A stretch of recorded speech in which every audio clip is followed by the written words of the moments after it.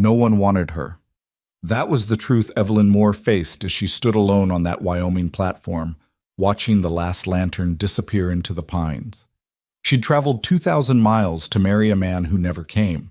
But what she didn't know, what no one knew, was that a 6-year-old girl with ink-stained fingers had written those letters, forged her father's name, and chosen Evelyn to fill the emptiness in their broken home. This is the story of the bride no one claimed, the child brave enough to rewrite her own fate, and the family built not by blood, but by choice. Stay with me until the end, hit that like button, and comment your city so I can see how far this story travels. The train's whistle cut through the autumn air like a knife through silk, sharp and final. Evelyn Moore pressed her gloved hand against the cold window, watching as the endless prairie gave way to clusters of pine trees, their shadows long in the late afternoon sun. Her heart hammered beneath her gray traveling dress, a rhythm of hope and terror that had accompanied her for 7 days across the American frontier. She was 24 years old, unmarried, and until 3 months ago had been teaching at Miss Pritchard's School for Young Ladies in Philadelphia. Now she was traveling to Pine Hollow, Wyoming territory, to marry a man she'd never met. A man named Caleb Grant, whose letters had been sparse but steady, whose words had painted pictures of a simple life in a growing settlement where a schoolteacher's skills would be valued and a carpenter's hands could build a future. The train lurched, metal screaming against metal, and began to slow. Evelyn's fingers found the edge of the envelope in her pocket. The last letter, the one that had confirmed the date of her arrival. She didn't need to read it again. She'd memorized every line during the sleepless nights in stuffy railway cars, repeating them like prayers. Miss Moore, your decision brings light to a house that has known too much darkness. Arrive on the 15th of October. I will be waiting. The 15th had come. She smoothed her skirts, adjusted the cameo at her throat, her mother's, the only thing of value she still owned, and lifted her chin. Whatever waited in Pine Hollow, she would face it with dignity. She'd made her choice, and Evelyn Moore did not turn back. The platform appeared outside her window, rough-hewn planks weathered silver by wind and time. A handful of buildings clustered beyond it, their paint fading, their windows reflecting the copper light of approaching dusk. Pine Hollow was smaller than she'd imagined, quieter, the kind of place where a stranger's arrival would be noticed by everyone. She rose as the train shuddered to a stop, gathering her carpet bag and the leather case that held her books, the few treasures she couldn't leave behind. Around her, other passengers moved with practiced efficiency, but Evelyn forced herself to move slowly, to breathe deeply, to calm the trembling in her hands. He will be there, he promised. The conductor, a weathered man with kind eyes, helped her down the narrow steps. Her boots touched the platform, and the reality of it struck her with unexpected force. This was Wyoming. This was the frontier. This was her future. "Good luck, miss," the conductor said, tipping his cap. There was something in his voice, pity, perhaps, or warning, that made her look at him sharply. But he'd already turned away, moving down the platform to help an elderly woman with her parcels. Evelyn set down her bags and scanned the platform. A young couple stood near the station house, embracing. A man in a dusty coat collected a crate of supplies. 2 children chased each other around a post, their laughter bright against the settling quiet. But no one approached her. No one called her name. Minutes passed. The other passengers dispersed, claimed by family or purpose, swallowed by the town beyond the tracks. The sun dipped lower, painting the pines a deep crimson. Evelyn remained where she was, her hands folded over her bag, her expression carefully composed. Perhaps he's been delayed. Perhaps there was business in town that couldn't wait. The station master emerged from the small building, a portly man with suspenders straining over his belly. He glanced at her, looked away, then looked back with obvious reluctance. "You waiting on someone, miss?" "Yes." Her voice was steady, proud. "Mr. Caleb Grant. He was to meet me here." The station master's face shifted, surprise, then something darker. Understanding, perhaps, or recognition. "Caleb Grant, you say?" "Yes, I'm Evelyn Moore. I've come from Philadelphia to—" She paused, feeling heat rise in her cheeks despite the cooling air. "We have an arrangement." "An arrangement." He repeated the words slowly, as if tasting them, finding them strange. He removed his cap, scratched his graying hair, replaced it. Miss Moore, Caleb Grant doesn't come into town much. Keeps to himself out at his place. I'm aware he values his privacy, but he knew I was arriving today. He sent confirmation. The station master shifted his weight, clearly uncomfortable. Behind him, the station house door opened, and a woman peered out, sharp-eyed, curious. She whispered something to someone inside, and suddenly Evelyn felt the weight of invisible eyes, the town's attention settling on her like dust. Maybe there's been a misunderstanding, the station master offered, his tone suggesting he believed no such thing. The Grant place is about 3 miles north, up past Miller's Creek. Not an easy walk, especially near dark. Then perhaps someone could give me directions or arrange transport. Well now, I suppose someone could, but... He glanced back at the station house, at the woman still watching. Maybe you ought to wait until morning. Mrs. Brennan runs a boarding house just up the street. Clean rooms, fair prices. Evelyn heard what he didn't say. Wait until morning because Caleb Grant isn't coming. Wait until morning because everyone here knows something you don't. Thank you, she said, her voice frost over steel. But I prefer to settle matters tonight. If Mr. Grant has been unavoidably detained, I'm certain he'll arrive shortly. The station master opened his mouth, closed it, then shook his head slightly. Suit yourself, miss. I'll be locking up the station in an hour, but you're welcome to the bench until then. He retreated into the station house, leaving Evelyn alone on the platform as the shadows deepened and the temperature dropped. She moved to the bench he'd indicated, a simple wooden affair with no back, facing the tracks rather than the town, and sat down carefully, arranging her skirts, keeping her spine straight. He will come. But the minutes stretched into an hour, and the hour stretched toward 2. The station master locked his doors and left without another word, though his glance was heavy with pity. Other townspeople passed, a shopkeeper closing his store, a woman herding children home, a rancher on horseback who slowed to stare before riding on. Evelyn met each gaze steadily, refusing to look away first, refusing to show the fear that was beginning to curl cold fingers around her heart. The sun set. Stars emerged, sharp and cold in the crystalline sky. Evelyn's fingers had gone numb despite her gloves. Her traveling dress, adequate for Philadelphia's autumn, proved woefully insufficient for Wyoming's evening chill. Still, she sat, her bags at her feet, her pride the only thing keeping her upright. A door opened across the street. A saloon, by the sound of it, voices and piano music spilling into the night. Several men emerged, their laughter loud, their gaits unsteady. They noticed her immediately. "Well, well," one called out, his words slurring. "What do we have here? Lady sitting all alone in the dark?" Evelyn didn't respond, didn't move. She'd learned long ago that engaging with such men only encouraged them. "Maybe she needs some company," another suggested, and they began to cross the street, their boots loud on the packed dirt. "That's enough, boys." A new voice, sharp with authority. A tall man stepped from the shadows near the general store. The sheriff, judging by the star on his vest. He moved between Evelyn and the approaching men with casual confidence. "Mrs. Brennan's is 2 doors down. I suggest you head that way." "We weren't doing nothing, Sheriff Turner. And you're going to keep it that way." He waited until they'd shuffled off, muttering, before turning to Evelyn. His face was weathered, his eyes thoughtful in the lamplight from the saloon. "Miss, it's not safe for a lady alone out here after dark." "I'm waiting for someone." "I heard." He tilted his head, studying her. "Heard you've been waiting since the train came in. That's near 3 hours now." "Then you understand why I can't leave." Sheriff Turner sighed, a sound of resignation rather than irritation. He was perhaps 40, with the careful movements of a man who'd learned to read situations quickly. "Miss Moore, is it?" "Yes." "I'm Sheriff James Turner.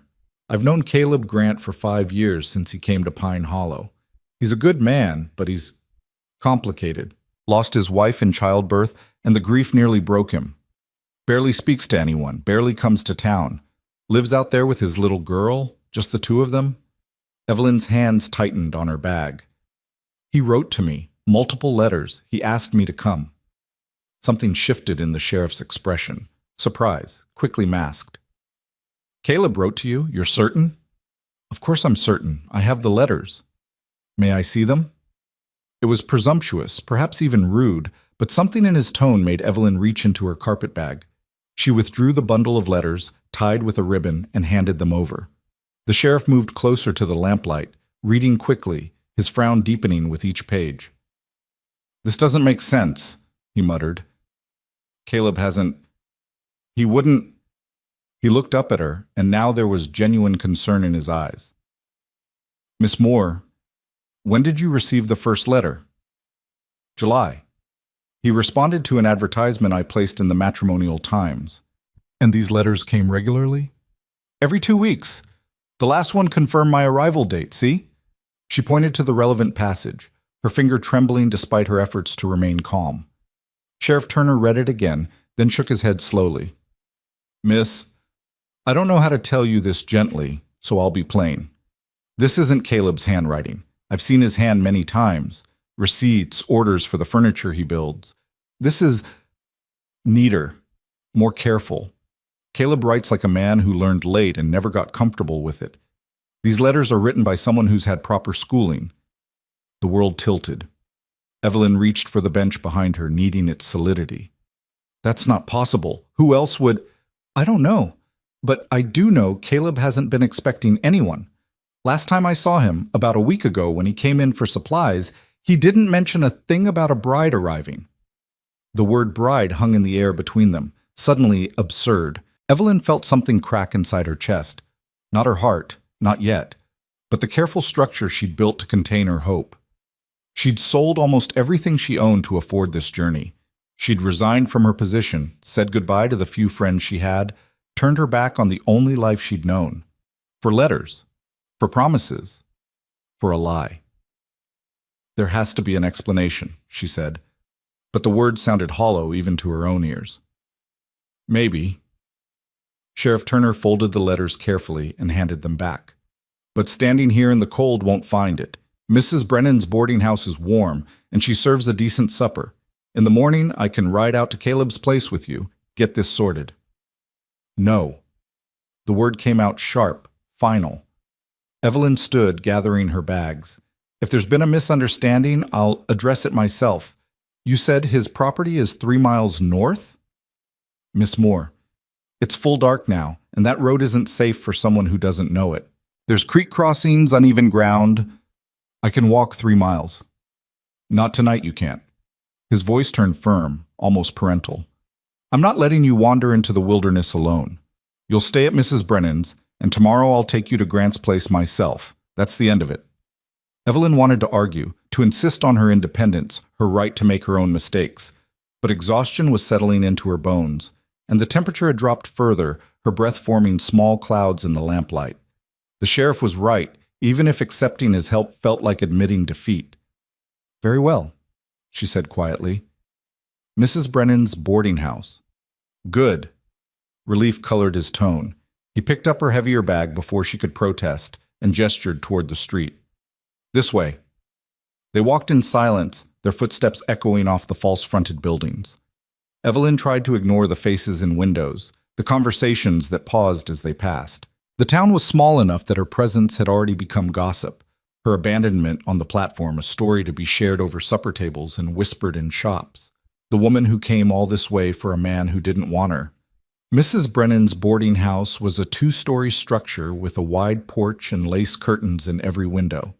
Light spilled from inside, warm and inviting, mocking Evelyn's cold reality. The sheriff climbed the steps and knocked, and a moment later the door opened to reveal a stout woman in her 50s with shrewd eyes and flour-dusted hands. "Sheriff Turner?" She wiped her hands on her apron, her gaze moving past him to Evelyn. "And you must be the young lady from the train. I heard you were still waiting." Of course she had. The entire town had probably heard. "Mrs. Brennan, this is Miss Evelyn Moore. She needs a room for the night." "Does she now?" Mrs. Brennan stepped back, allowing them entry into a hallway that smelled of baking bread and lemon oil. "Well, come in then, both of you. No sense standing in the cold." The interior was meticulously clean, almost aggressively neat.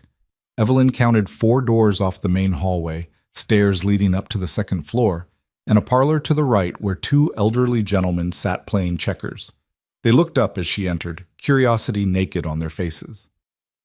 "I have a room at the back," Mrs. Brennan said, all business now. "Quiet, overlooks the garden. $2 a week, includes breakfast and supper. Laundry costs extra." "Just one night," Evelyn said, pulling coins from her reticule. The weight of her remaining money was distressingly light. "Perhaps two." $2 for 2 nights, then." Mrs. Brennan accepted the coins, testing their weight with practiced efficiency. "Supper's past, but I can bring you a plate. You look half frozen, poor thing." The unexpected kindness nearly undid Evelyn's composure. She blinked hard, focusing on the floral wallpaper, the ticking clock on the mantel, anything but the sympathy in Mrs. Brennan's eyes. "Thank you," she managed. "That would be most appreciated." "I'll leave you in Mrs. Brennan's capable hands," Sheriff Turner said, setting down Evelyn's bag. "I'll come by tomorrow morning, around 9. We'll ride out to Grant's place together." "Sheriff," Evelyn paused, choosing her words carefully. "Does Mr. Grant have a daughter?" "Lila. She's 6, maybe 7 by now. Sweet little thing, though quiet as a mouse. Lost her mother before she could remember her. Caleb does his best, but raising a girl alone—" He trailed off, shaking his head. "Why do you ask?" "Just something you said earlier, about him living with his daughter." But Evelyn's mind was already working, turning over possibilities. A child, letters written in careful, educated script. Someone who's had proper schooling. Could a 6-year-old write those letters? It seemed impossible. But children could be clever, and loneliness could make them desperate. "Get some rest, Miss Moore," the sheriff said, interrupting her thoughts. "Things may look clear in the morning." He left, and Mrs. Brennan led Evelyn up the narrow stairs to a small room at the back of the house. It was simple but clean, a narrow bed with a handmade quilt, a washstand with a chipped basin, a single window overlooking a dark garden. The boarding house owner lit the lamp on the bedside table, and warm light filled the space. "I'll bring your supper up," she said. Then, surprisingly, she placed a gentle hand on Evelyn's shoulder. "Whatever brought you here, dear, and whatever disappointment you've met, you're safe now. We'll sort it out." Alone, Evelyn sank onto the bed and finally allowed herself to feel the full weight of her situation. She'd been so certain, so convinced that the letters represented a genuine connection, a chance at a life she'd dared to want. She'd ignored the warnings from other teachers, the concerned looks from friends, the voice in her own head that whispered it was too good to be true. And now, here she was, in a strange town with almost no money, no prospects, and no idea what she would find tomorrow at Caleb Grant's cabin. She pulled the letters from her bag and spread them on the bed, reading them again with new eyes. The handwriting was indeed careful, almost painstakingly so. The word choices were thoughtful, but sometimes oddly formal, as if the writer was trying very hard to sound adult. And there were small things she'd dismissed before. A smudge here, a slightly crooked line there, the faint impression of what might be practice attempts showing through from previous pages. "Your decision brings light to a house that has known too much darkness." What child would write such a thing? And yet, what adult would forge such elaborate lies? A knock at the door interrupted her examination. Mrs. Brennan entered with a tray, stew still steaming, fresh bread with butter, and tea so hot it fogged in the cool air. "You'll feel better with food in you," she said, setting the tray on the small table by the window. She hesitated, then added, "I won't pry into your business, Miss Moore, but if you need help or advice or just someone to talk to, I've lived in Pine Hollow for 20 years. I know most everyone and most everything that happens here." "Thank you, Mrs. Brennan. That's very kind." "Not kind, just practical. Women on the frontier have to look out for each other." She moved toward the door, then paused. "For what it's worth, Caleb Grant's not a bad man. Broken, maybe, but not bad. Whatever confusion brought you here, I don't believe it was meant cruelly." When she left, Evelyn forced herself to eat, though the food tasted like ash in her mouth. She was exhausted, but knew sleep would be elusive. Her mind kept returning to those letters, to the careful script, to the possibility that had begun forming in her thoughts. A child. A lonely child, living in isolation with a grieving father. A child clever enough to copy an adult's voice. desperate enough to reach across a continent for help. "I picked you for my daddy." The words came unbidden, as if she'd already heard them, already knew them. Evelyn set down her spoon and went to the window, looking out into the darkness. Somewhere out there, 3 miles north past a creek she'd never seen, was a cabin where a man lived who knew nothing of her arrival. And perhaps, a little girl who knew everything. Tomorrow would bring answers. Tomorrow she would face Caleb Grant, would confront this mystery, would decide what came next. But tonight, in this small room in a strange town, Evelyn Moore made herself a promise. Whatever she discovered at that cabin, whatever truth awaited her in the morning, she would not be reduced to a story of pity, would not become the woman who came all this way for nothing. She'd survived worse than disappointment. She'd survived her parents' deaths, survived the drudgery of teaching thankless students, survived the slow death of giving up on every dream she'd once held. If this was another ending, another door closing in her face, then so be it. But if it was something else, if that careful handwriting held even a grain of truth, even a whisper of real need, then she would not turn away. Evelyn finished her meal, washed her face in the cold water from the basin, and lay down on the unfamiliar bed. Through the thin walls, she could hear Mrs. Brennan moving about downstairs, the murmur of voices from the parlor, the distant sound of piano music from the saloon. Normal sounds of life continuing, indifferent to her crisis. She closed her eyes and let herself remember why she'd answered that advertisement in the first place. Not because she was desperate, though she had been. Not because she was running away, though she was. But because somewhere in those careful letters, she'd heard an echo of her own loneliness, her own hunger for something more than the narrow life she'd been living. Your decision brings light to a house that has known too much darkness. Whether written by man or child, that sentence was true. She could feel it. And tomorrow, when she finally met Caleb Grant, and whatever waited in his cabin, she would find out if there was any light left in her to give.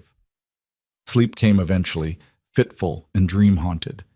In her dreams, she walked through endless forests of pine, following a voice she couldn't quite hear, searching for a house she couldn't quite see. And always, just ahead of her, a small figure in a patched dress, running faster than Evelyn could follow, leaving footprints that disappeared as soon as they were made. She woke before dawn to the sound of roosters crowing and the smell of coffee drifting up from below. For a moment, she didn't remember where she was. Then it all came back. The platform, the waiting, the truth she'd learned about the letters. Evelyn rose and dressed carefully, putting on her other traveling dress, the dark blue one that wouldn't show dust from the road.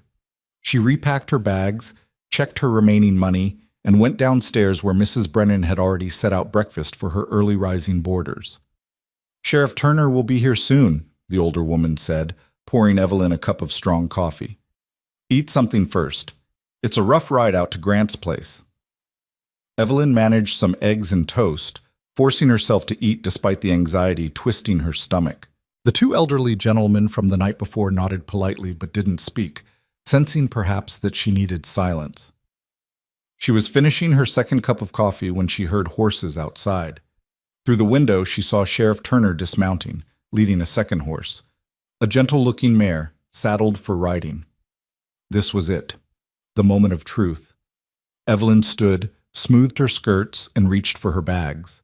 Mrs. Brennan stopped her with a hand on her arm. "Leave those here for now," she said quietly. "You can always come back for them."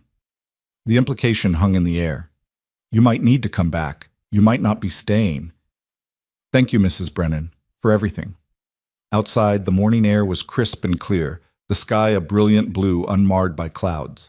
Sheriff Turner helped Evelyn onto the mare, adjusting the stirrups for her shorter legs. "Have you ridden much, Miss Moore?" "Some. It's been a while." "Rosie here's gentle as a lamb. Just hold the reins steady and she'll follow my horse." He swung up onto his own mount, a large bay gelding. "You ready?" No, she wasn't ready, but she nodded anyway because what choice did she have? They rode north through the awakening town, past the general store just opening its doors, past the church with its white-painted steeple, past the last scattered houses until there was nothing but open land and the forest of pines ahead. The road, such as it was, became a rutted track winding between the trees. Sheriff Turner set an easy pace, clearly mindful of Evelyn's riding skills. They crossed a shallow creek, the horses picking their way carefully over smooth stones.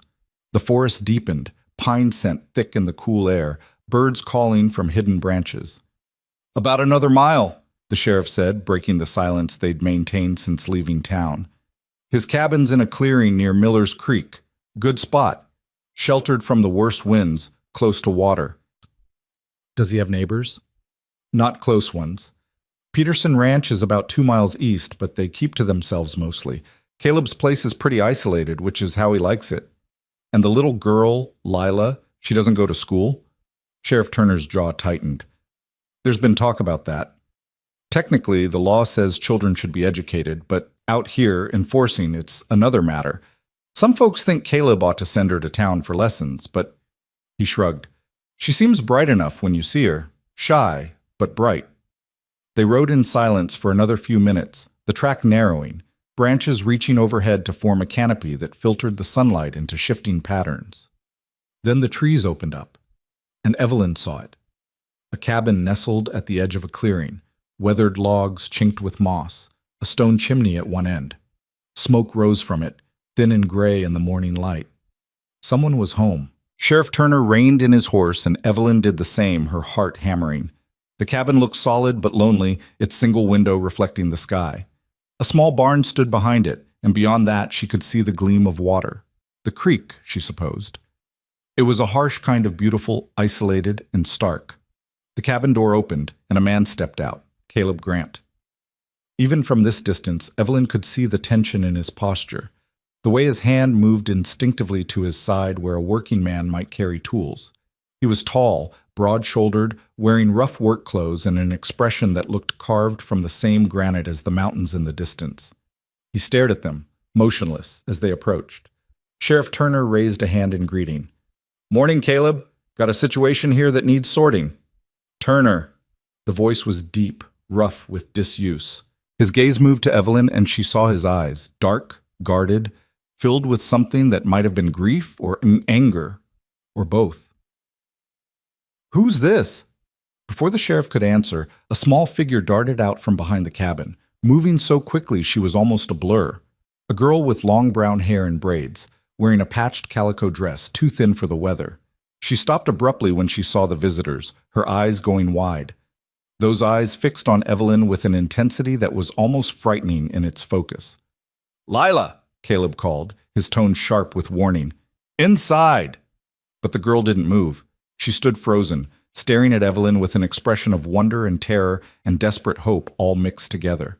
And in that moment, seeing that small face, those haunted eyes, Evelyn knew with absolute certainty. The letters, the careful script, the impossible hope, all of it had come from this child. "Mr. Grant," Sheriff Turner began, dismounting, "this is Miss Evelyn Moore. She arrived on yesterday's train from Philadelphia. Says she's here because you sent for her. Says you've been corresponding for months about an arrangement." Caleb's face went blank with shock, then darkened with something harder. "I sent for her? That's not possible. I never—" He stopped, his gaze snapping to his daughter. "Lila, inside, now." The girl took a step back, then another, her small hands twisting in her dress. Tears welled in her eyes, but she didn't run. Instead, she looked at Evelyn with such raw pleading that it broke something loose in Evelyn's chest. "Please," Lila whispered, the word barely audible across the clearing. "Please, don't leave." And Evelyn understood, in that single moment of heartbreak, that she'd traveled 2,000 miles, not for a man's promise, but for a child's desperate prayer. That everything she thought she'd lost on that platform, the hope, the future, the possibility of belonging, might actually be waiting here in this clearing, if only she was brave enough to claim it. She dismounted before she could question the impulse, her legs unsteady after the long ride. Sheriff Turner reached out to steady her, but she stepped forward on her own, moving toward the cabin, toward the man who stood like a sentinel in his doorway, toward the girl who'd gambled everything on a stranger's kindness.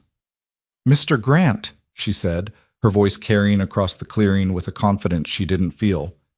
"My name is Evelyn Moore, and I believe we have a great deal to discuss."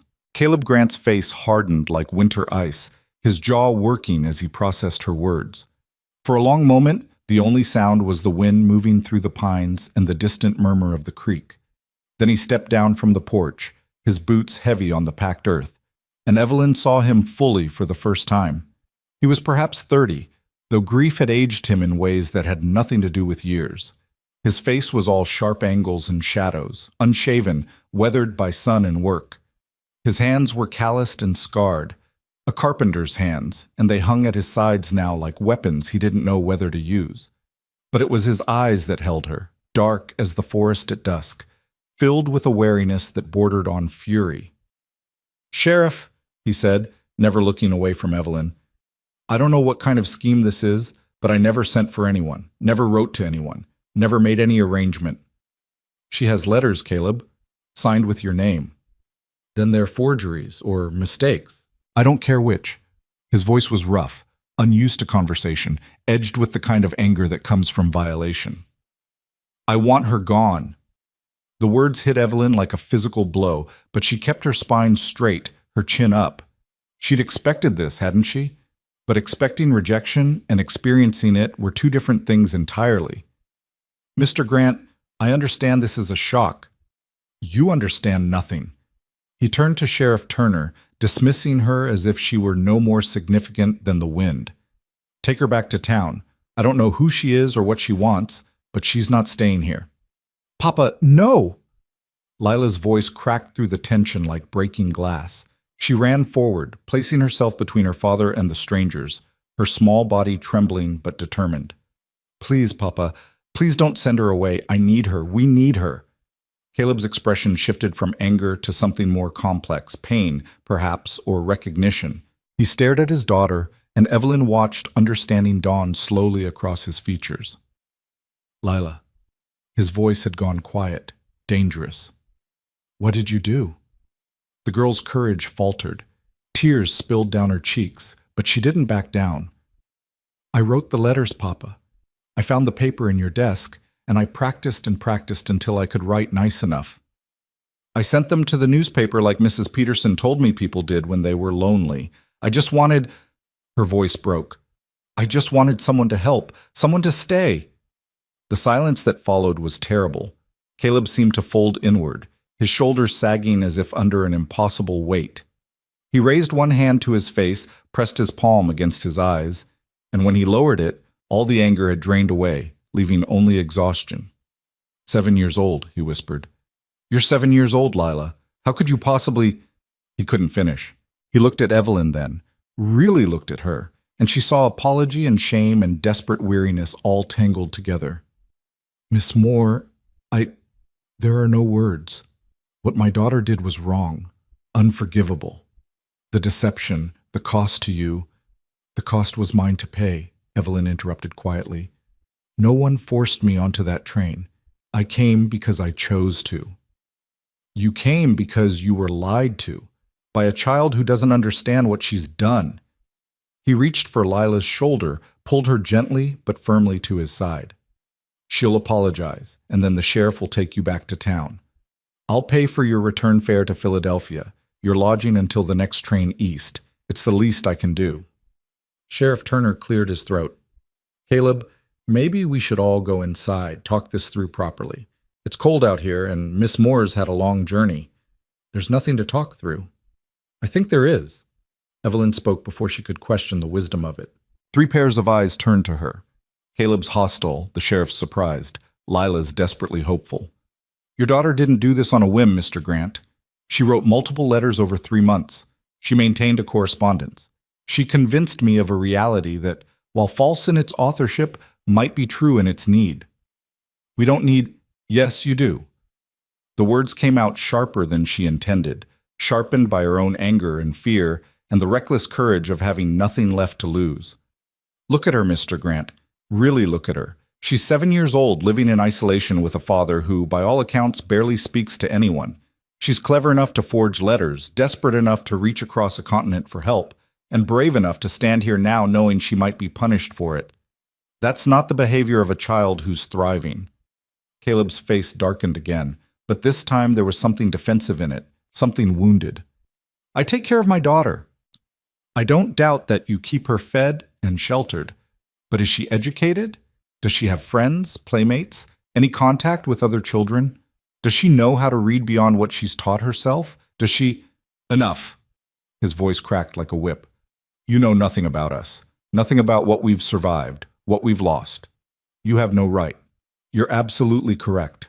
Evelyn stepped forward, close enough now to see the fine lines around his eyes, the gray threading through the dark hair at his temples.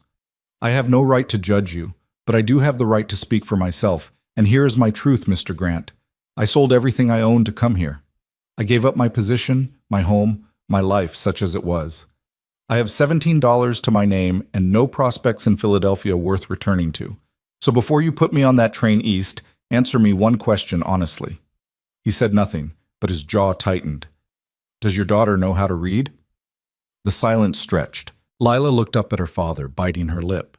Caleb stared at Evelyn with something that might have been hatred or might have been fear of exposure. She knows some, he said finally. I've taught her what I can. And arithmetic? History? Geography? Science? She doesn't need— Yes, she does. Every child does. And you know it, or you wouldn't look so angry right now.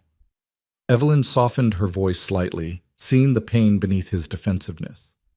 I'm not here to judge your parenting, Mr. Grant. I'm here because I'm a teacher. I've spent 6 years educating young ladies in Philadelphia, and whatever brought me to your door, deception or fate or a child's desperate gamble, the fact remains that I'm here now, and I'm qualified to help. Sheriff Turner shifted his weight, his horse snorting softly. She has a point, Caleb. The girl could use some proper schooling. We can't afford— I'm not asking for money. Evelyn spoke quickly, sensing an opening. I'm asking for a chance. Let me stay for 1 week. Let me teach Lila, see if I can help. At the end of that week, if you still want me gone, I'll leave without argument. But if there's even a possibility that I could make a difference here, don't you owe it to your daughter to try?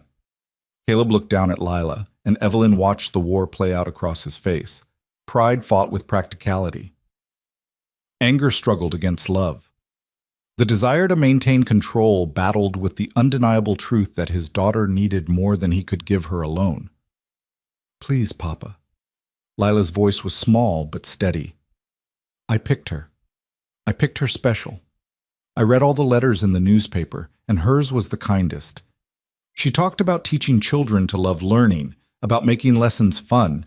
She sounded like she might understand. Understand what, baby? Being lonely. The words hung in the morning air, simple and devastating.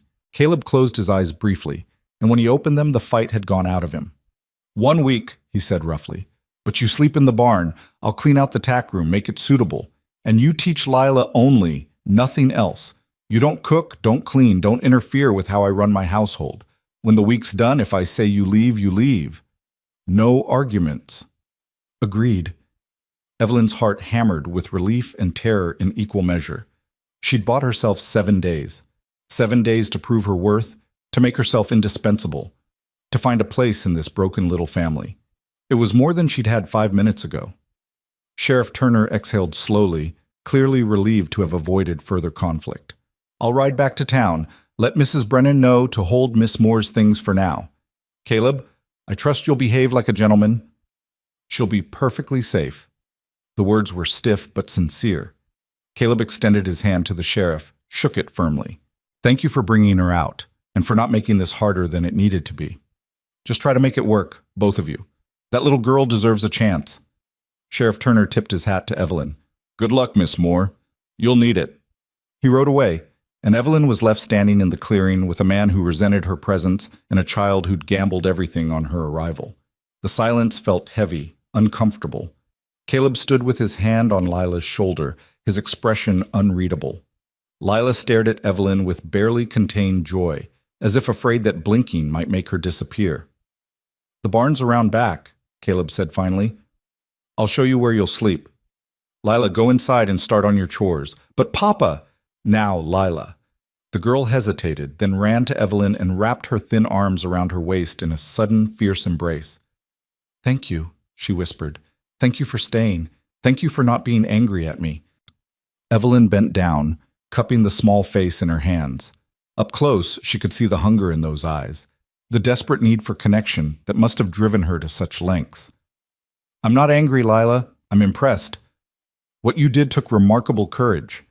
But we'll need to talk about honesty and the right ways to ask for help, yes? Yes, ma'am. Lila nodded eagerly. I'll be good. I promise I'll be so good. I know you will. Evelyn smoothed back a strand of hair that had escaped from the girl's braid. Now go do your chores. Your father and I need to talk. Lila ran toward the cabin, her steps light, almost dancing. She paused at the door to wave, then disappeared inside. Caleb watched her go with an expression Evelyn couldn't quite read. She's not usually so open, he said quietly. Strangers make her shy.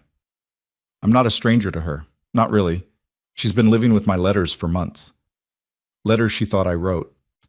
He turned to face Evelyn fully, and she saw the exhaustion in every line of his body. She doesn't know you at all, Miss Moore. She knows a fantasy she created from words on paper. Perhaps, but children are often better judges of character than adults give them credit for. She chose me from dozens of responses. That has to mean something. It means she's 7 and doesn't understand consequences. He started walking toward the barn, and Evelyn followed, her skirt swishing through the long grass. I'll be honest with you, Miss Moore. I don't want you here. I don't like strangers. I don't trust easily, and I especially don't trust people who show up uninvited making demands on my hospitality. I made no demands. You invited me to stay. Only because refusing would make me the villain in my daughter's eyes. He pushed open the barn door, revealing a dim interior that smelled of hay and horses and leather. 2 stalls held a pair of sturdy workhorses who turned their heads to watch the newcomers. And because, much as I hate to admit it, you're right. Lila needs proper schooling, and I can't give it to her. Why not? Evelyn asked, genuinely curious. You're clearly educated yourself. Your work requires mathematics, planning, precision. You could teach her. Could, maybe. But I work from dawn to dusk just to keep us fed and sheltered. The furniture I build, that's our income. If I'm not working, we don't eat. It's that simple. He led her to a small room at the back of the barn, little more than a closet with walls. Saddles and bridles hung from pegs, and tools lined makeshift shelves. This'll take some cleaning, but it's weather-tight. I'll bring in a cot, some blankets. You'll have privacy. Evelyn surveyed the space, which was considerably smaller than the room she'd left at Mrs. Brennan's. But it was shelter, and it was hers, at least for a week. It will be fine, thank you. Caleb grunted, already pulling down saddles and stacking them outside the door. You'll take your meals with us. I'm not much of a cook, but it's edible. And you'll teach Lila in the main room where I can see you both. I want to know what you're teaching her. Of course. Evelyn moved to help him clear the space, but he waved her off. I'll handle this. You should, I don't know, get settled. Or something. He paused, leather reins in his hands, not looking at her. Miss Moore, I need you to understand something. My daughter is everything to me. The only thing. If you hurt her, if you disappoint her, if you make promises you can't keep, I won't. You can't know that. People leave. People die. Promises break. The rawness in his voice spoke of experience, of wounds that hadn't healed. Sarah, my wife, she promised we'd build a life here. Promised she'd be fine, that women had babies every day, that I was worrying over nothing. Then she died screaming in our bed while I stood there useless, holding our newborn daughter and watching the only person I'd ever loved bleed to death. Evelyn's breath caught. I'm so sorry. I don't want your sorry. I want you to understand what's at stake here. Lila's already lost her mother. She doesn't need to lose anyone else. He finally looked at her, and his eyes were dark with old pain. So whatever you do this week, whatever you teach her, don't make her love you. Don't become someone she can't live without. Because in 7 days you're probably leaving, and I'll be the one left picking up the pieces.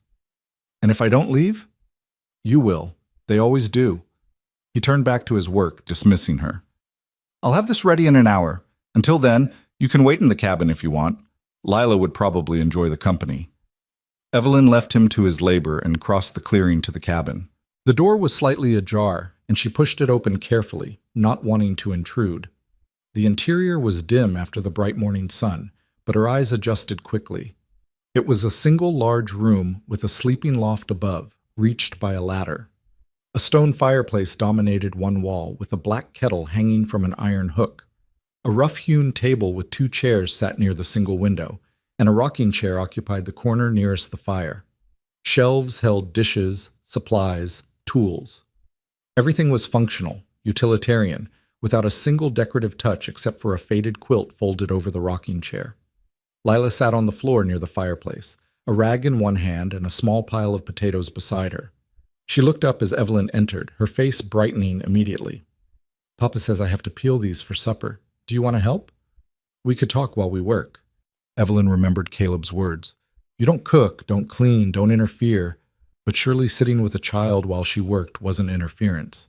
She settled onto the floor beside Lila, careful of her skirts, and picked up a potato and the spare knife. "I'd be happy to help. And yes, we should talk. About your letters, for one thing." Lila's hands stilled. "Are you very angry?" "I'm not angry, but I am curious. How did you learn to write so well? Your father said he's been teaching you, but those letters were quite sophisticated for a 7-year-old. Pride flickered across the girl's face. "I'm a good learner. Papa taught me letters and how to sound out words, but I wanted to know more.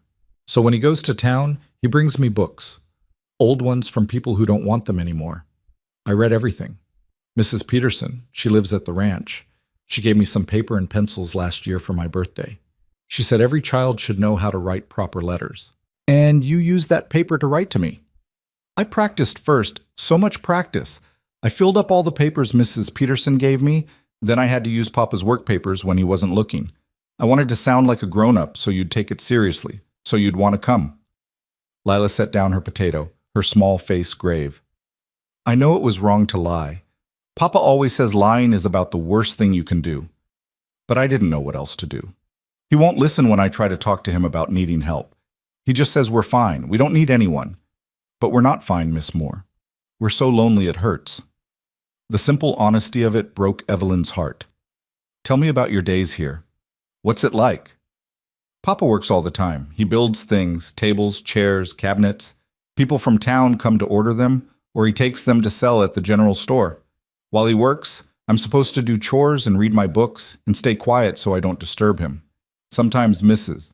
Peterson visits and brings me things, fabric scraps for my doll, or candy, or once a whole orange that came all the way from California.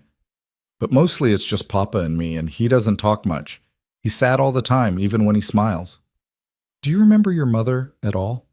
Lila shook her head. "Just what Papa's told me, that she was pretty and kind and loved to sing, that she wanted me very much, that she died so I could live, and that's why I have to be good and not cause trouble." She looked up at Evelyn with eyes far too old for her young face.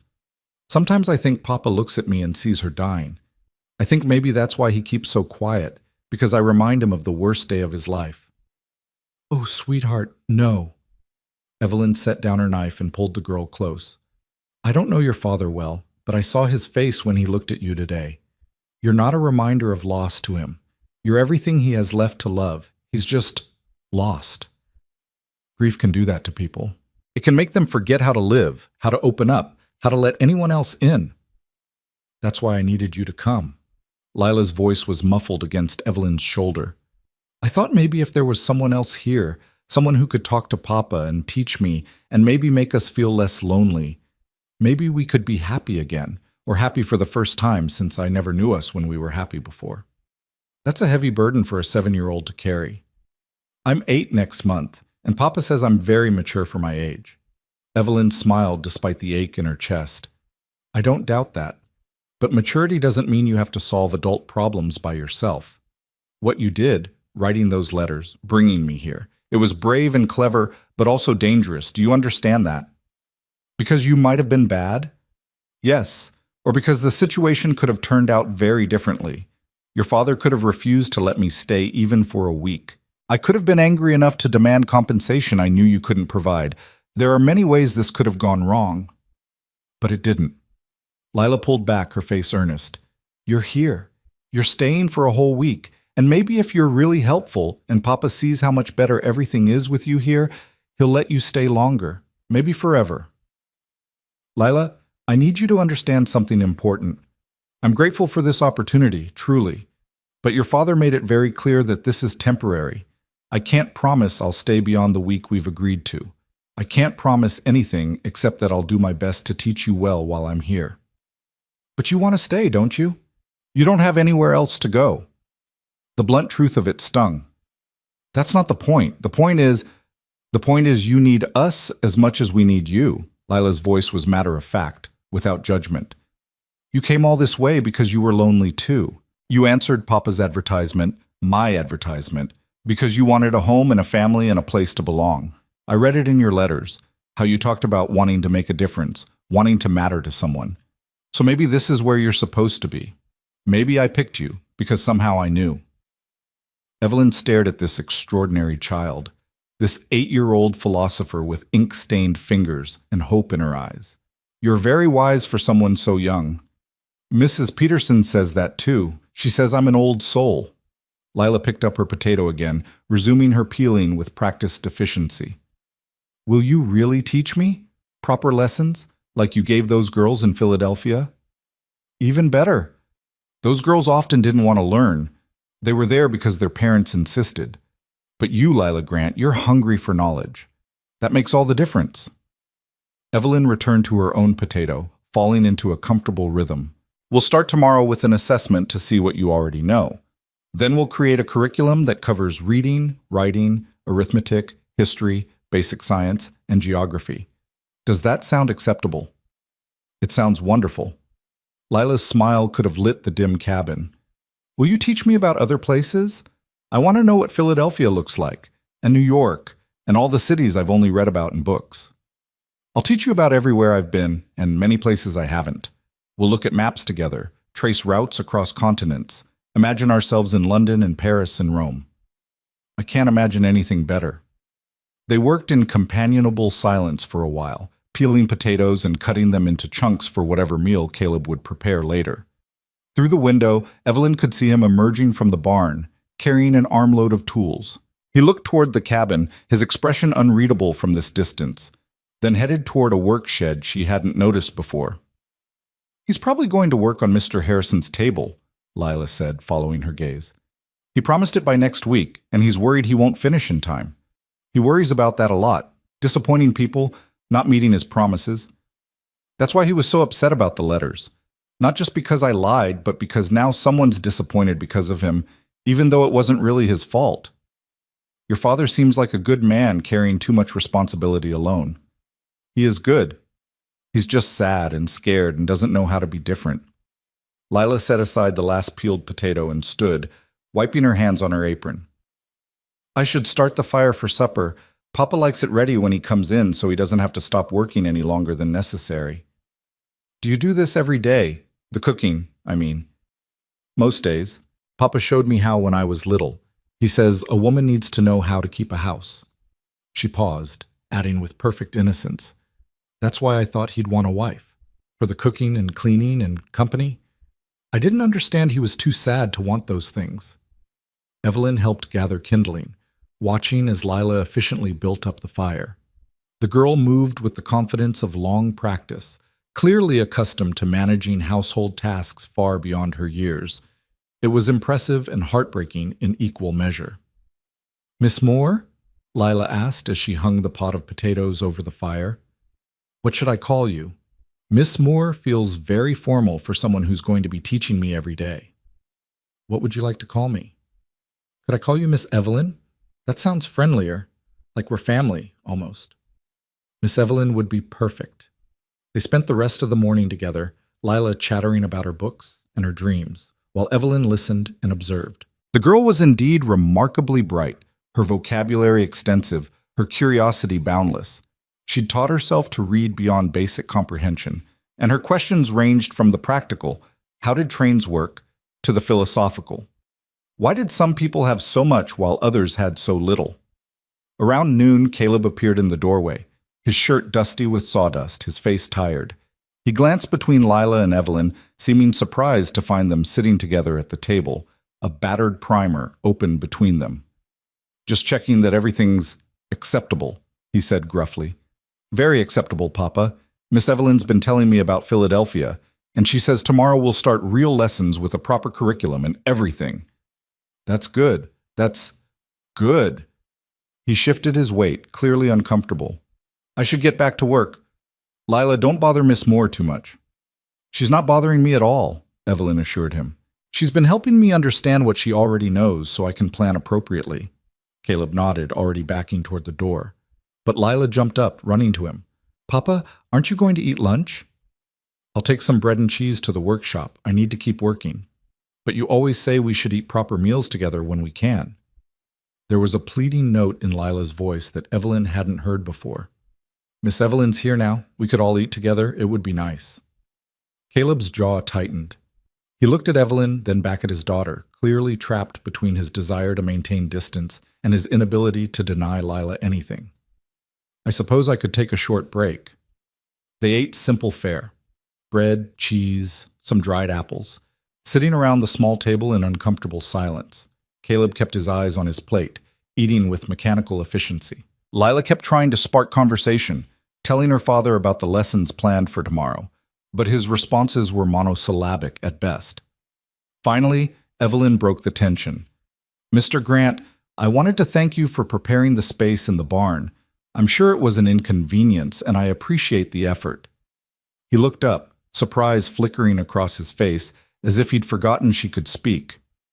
It's adequate? More than adequate. It's quite comfortable. Good. He returned to his food, but after a moment added, There's a basin out there now, and I brought a pitcher for water. Lila can show you where the well is, and there's extra blankets if you need them. Gets cold at night this time of year.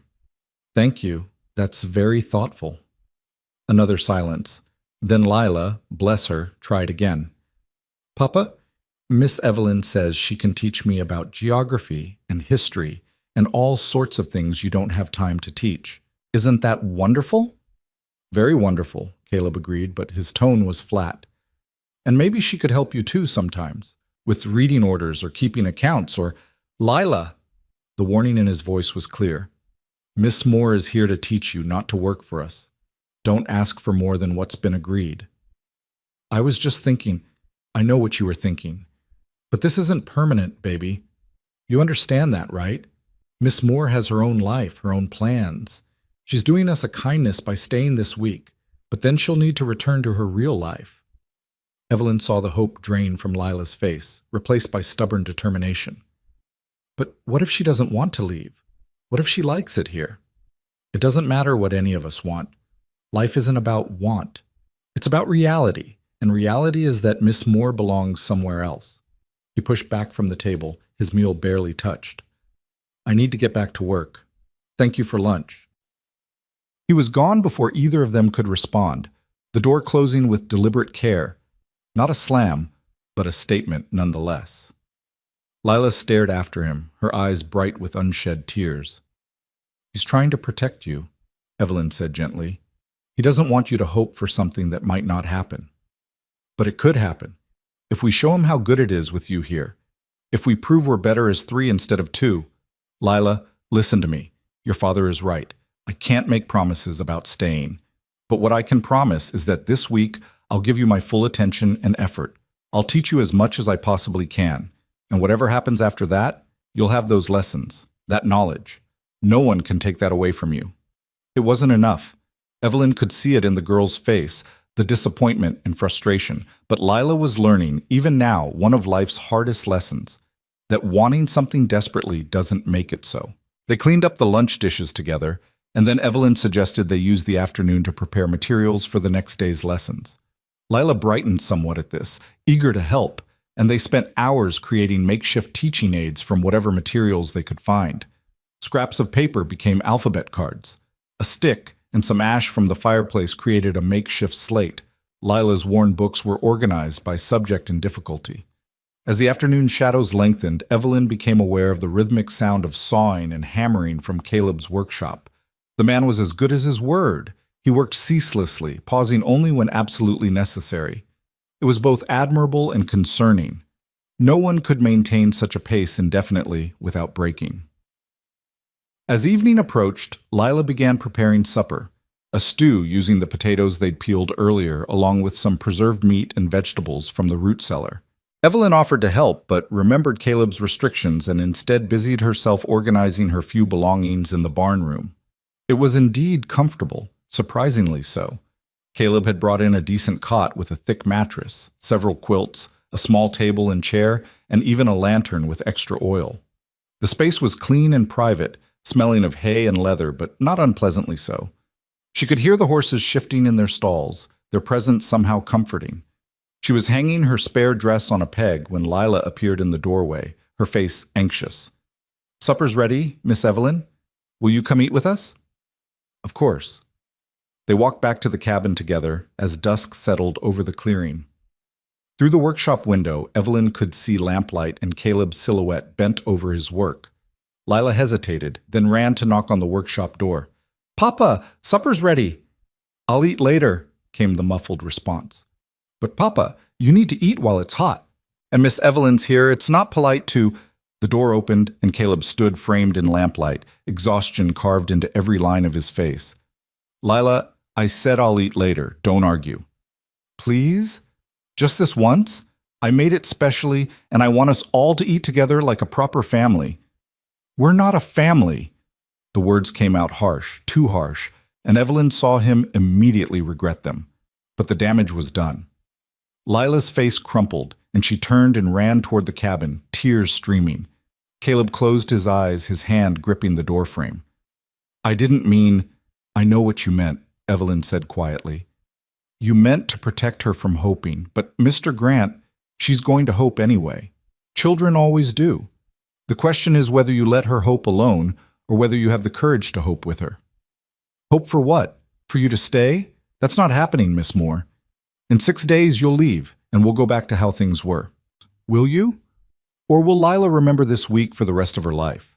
Remember what it felt like to have someone besides her father care about her education, her dreams, her future? Remember what it felt like to not be alone?" Evelyn stepped closer, lowering her voice so only he could hear. "You're so busy protecting her from disappointment that you're denying her joy. Is that really what you want?" He stared at her, something complicated moving behind his eyes. For a moment she thought he might argue, might order her to leave immediately. Instead, he sighed deeply. "Tell Lila I'll be there in 5 minutes. I need to clean up."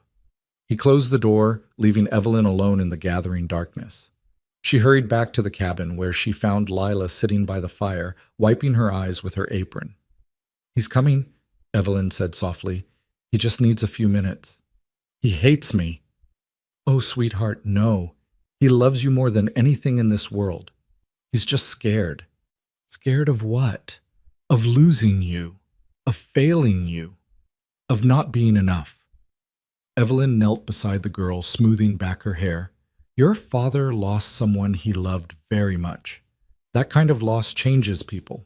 It makes them afraid to open their hearts again, afraid to risk feeling that kind of pain a second time. But I won't leave him. I'm his daughter." "I know. But what you did, bringing me here, it forced him to face that fear. To acknowledge that you need more than he can give you alone. That's terrifying for a parent." The door opened and Caleb entered, his face and hands scrubbed clean, his hair damp. He looked at Lila with such raw apology that Evelyn had to look away, feeling like an intruder. "I'm sorry, Lila Bug," he said, using what must have been an old endearment. "What I said before, I didn't mean we're not a family. You and I, we're a family. We'll always be a family. I just meant that Miss Moore isn't part of—" He stopped, seeming to realize he was making it worse. Lila ran to him, and he caught her up in his arms despite her size, holding her the way he must have when she was smaller. They stayed like that for a long moment, and Evelyn discreetly turned to stir the stew, giving them privacy. When they finally sat down to eat, the atmosphere was different, still awkward, but with an undercurrent of something softer. They ate mostly in silence, but it was a companionable silence rather than a hostile one. Occasionally, Lila would comment on something, and both adults would respond. Small, careful steps toward something that might, with time and patience, resemble normalcy. After supper, while Lila washed dishes and Evelyn dried them, Caleb remained at the table, apparently too tired to immediately return to work. He watched them work together, his expression unreadable. Then, surprising everyone, he spoke. Lila, Miss Moore, I want to apologize. Not just for tonight, but for this whole situation. I should have handled it better. Should have... He trailed off, struggling with words that clearly didn't come easily. What I'm trying to say is that I appreciate you staying, Miss Moore, and I'll try to be less difficult about it. Thank you, Mr. Grant. That means a great deal. And Lila? He waited until his daughter looked at him. I'm proud of you for being brave enough to ask for help, even if the way you did it wasn't right. And I'm sorry I haven't been able to give you everything you need. You give me everything I need, Papa. Love and food and a home. Miss Evelyn just gives me more. The simplicity of it seemed to undo something in Caleb. He nodded once, roughly, then stood. I should get back to work for another hour or so before bed. Lila, don't stay up too late. You'll need your rest for lessons tomorrow. After he left, Lila turned to Evelyn with shining eyes. He called me Lila Bug. He hasn't used that name in years. I think maybe he's starting to see that this can work, that you being here can be good for us. Evelyn wanted to caution against too much hope, but looking at that radiant young face, she couldn't bring herself to dampen the joy. So instead, she simply smiled and suggested they plan tomorrow's lessons in more detail. They spent another hour together, sitting by the firelight, mapping out a curriculum that was ambitious but achievable. Lila's enthusiasm was infectious, and Evelyn found herself getting excited despite her uncertainty about the future. Teaching was what she loved most, and here was a student who actually wanted to learn. It was more than she'd had in years. Eventually, Lila began yawning, and Evelyn sent her up to the loft to sleep. Alone, she banked the fire and prepared to return to the barn when Caleb entered, his day's work finally done. Miss Moore, I wanted to talk to you. Alone. Evelyn's heart quickened, but she kept her voice steady. Of course. He poured himself a cup of water, drank it slowly, clearly buying time to find the right words. Finally, he said, I need to understand your situation, your real situation. You said you have $17 and no prospects back east. Is that true? Yes. And the teaching position you left, you can't return to it? No, I resigned formally. They've already hired my replacement. Family? Friends who could help you? I'm an orphan, Mr. Grant. My parents died of influenza when I was 19. I have no siblings, no close relatives. The friends I had in Philadelphia were professional acquaintances more than true companions. She met his eyes steadily, refusing to be ashamed of her circumstances. I came west because I had nothing left to hold me east. So yes, when your daughter wrote those letters, I saw them as an opportunity for a new beginning. Perhaps that makes me desperate, or perhaps it makes me brave. I honestly don't know anymore. He studied her for a long moment, and she could see him reassessing, recalculating. So if you leave here after the week is done, what will you do? Find work somewhere, perhaps in Pine Hollow, if there are positions available. I could teach privately, or work in a shop, or, be honest, how long would $17 last you? 2 weeks, perhaps 3 if I'm very careful. And then? I don't know. The admission cost her, but she wouldn't lie. I'd find something, I always have. Caleb was quiet for so long she thought the conversation was over. Then he said, What if I offered you a proposition? Not what Lila's hoping for, don't misunderstand me there, but a practical arrangement that could benefit both of us. Evelyn's pulse raced. I'm listening. Stay for the winter, not as my wife or anything foolish like that, but as Lila's teacher. A proper teacher with a proper salary. I can't pay much, but I could offer room and board plus $10 a month. That's all I can afford, but it would give you a place to stay through the worst weather and give Lila the education she needs. Winter? That's 4 months, roughly. Spring comes late here. He crossed his arms, defensive. It's a practical solution, Miss Moore. You need a place to stay, and Lila needs a teacher. I'm not offering anything more than that. You'd still sleep in the barn, still keep to yourself beyond the teaching hours. This would be a business arrangement, nothing more. And at the end of winter? We reassess. See if the arrangement still makes sense, or if you'd rather move on. He held her gaze, and she saw something in his eyes she hadn't expected. Hope, carefully guarded, but there nonetheless. I know it's not ideal, it's not what you traveled here for, but it's what I can offer, and it's genuine. Evelyn's mind raced through the implications. 4 months. A salary, however modest. Time to teach Lila properly. Time to perhaps help this broken family heal. Time to figure out her own future. It was more than she'd dared hope for when she'd stood alone on that platform yesterday, abandoned and lost. I accept, she said. Caleb exhaled and some of the tension left his shoulders. Good. That's good. We'll keep this between us for now. No need to get Lila's hopes up more than they already are.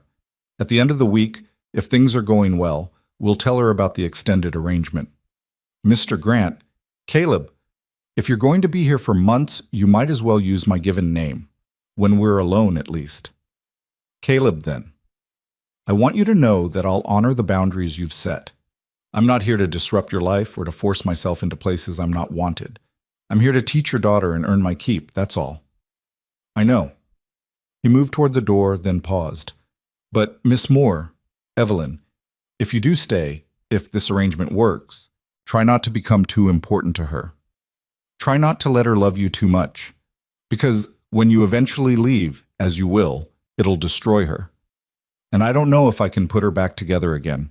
He left before she could respond, his words hanging in the air like a prophecy or a warning. Evelyn stood alone in the cabin, listening to his footsteps fade toward his workshop, and wondered what she'd just agreed to. 4 months.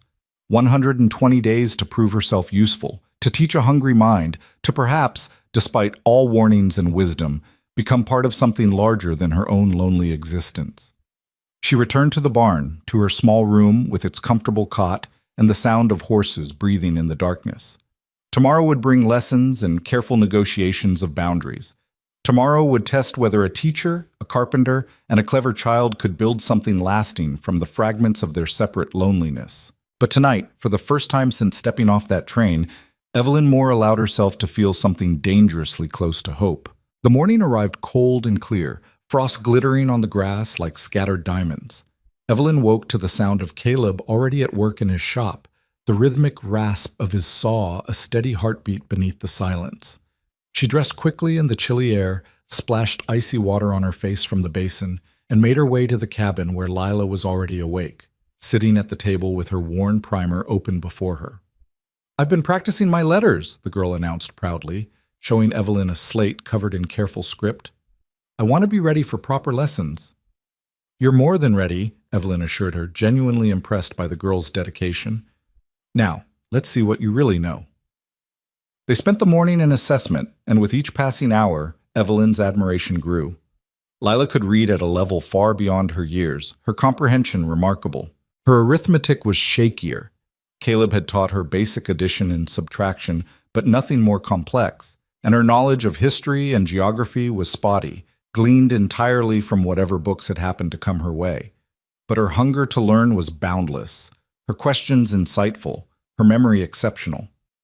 By midday, Evelyn had mapped out a comprehensive curriculum that would challenge Lila without overwhelming her. They were deep in discussion about multiplication tables when Caleb appeared for lunch, pausing in the doorway to watch them bent together over the slate. "She's extraordinary," Evelyn told him quietly while Lila was washing her hands. "I've taught girls twice her age with half her ability. She has a genuine gift." Something shifted in Caleb's expression, pride mixed with sadness. "Her mother was clever too. Sarah could figure numbers faster than anyone I knew. Kept all the accounts when we first came here, planned everything down to the penny." He paused, then added, "I'm glad Lila takes after her in that way." They ate lunch together, and this time the conversation flowed more easily. Lila chattered about her lessons, demonstrating her newly learned multiplication facts, and even Caleb smiled slightly at her enthusiasm. It was a small moment, ordinary in its domesticity, but Evelyn felt its significance. This was what Lila had been seeking, not just education but connection, the simple warmth of 3 people sharing a meal and conversation. The days that followed fell into a rhythm that felt both strange and natural. Mornings were for lessons, reading, writing, arithmetic, with breaks for recitation and discussion. Afternoons, Lila practiced what she'd learned while Evelyn prepared the next day's materials and occasionally helped with household tasks, despite Caleb's restrictions. Evenings brought supper together, the conversation gradually becoming less stilted, more genuine. Caleb remained distant, but not hostile. He listened when Lila shared what she'd learned, asked occasional questions, even smiled now and then at his daughter's excitement. And sometimes, when he thought no one was watching, Evelyn would catch him looking at them with an expression she couldn't quite read, longing, perhaps, or regret, or something more complicated still. On the fourth day, Mrs. Peterson arrived. Evelyn heard the wagon before she saw it, the rattle of wheels and creak of wood announcing visitors. Lila ran to the window, her face lighting up. "It's Mrs. Peterson! Papa, Mrs. Peterson's here!"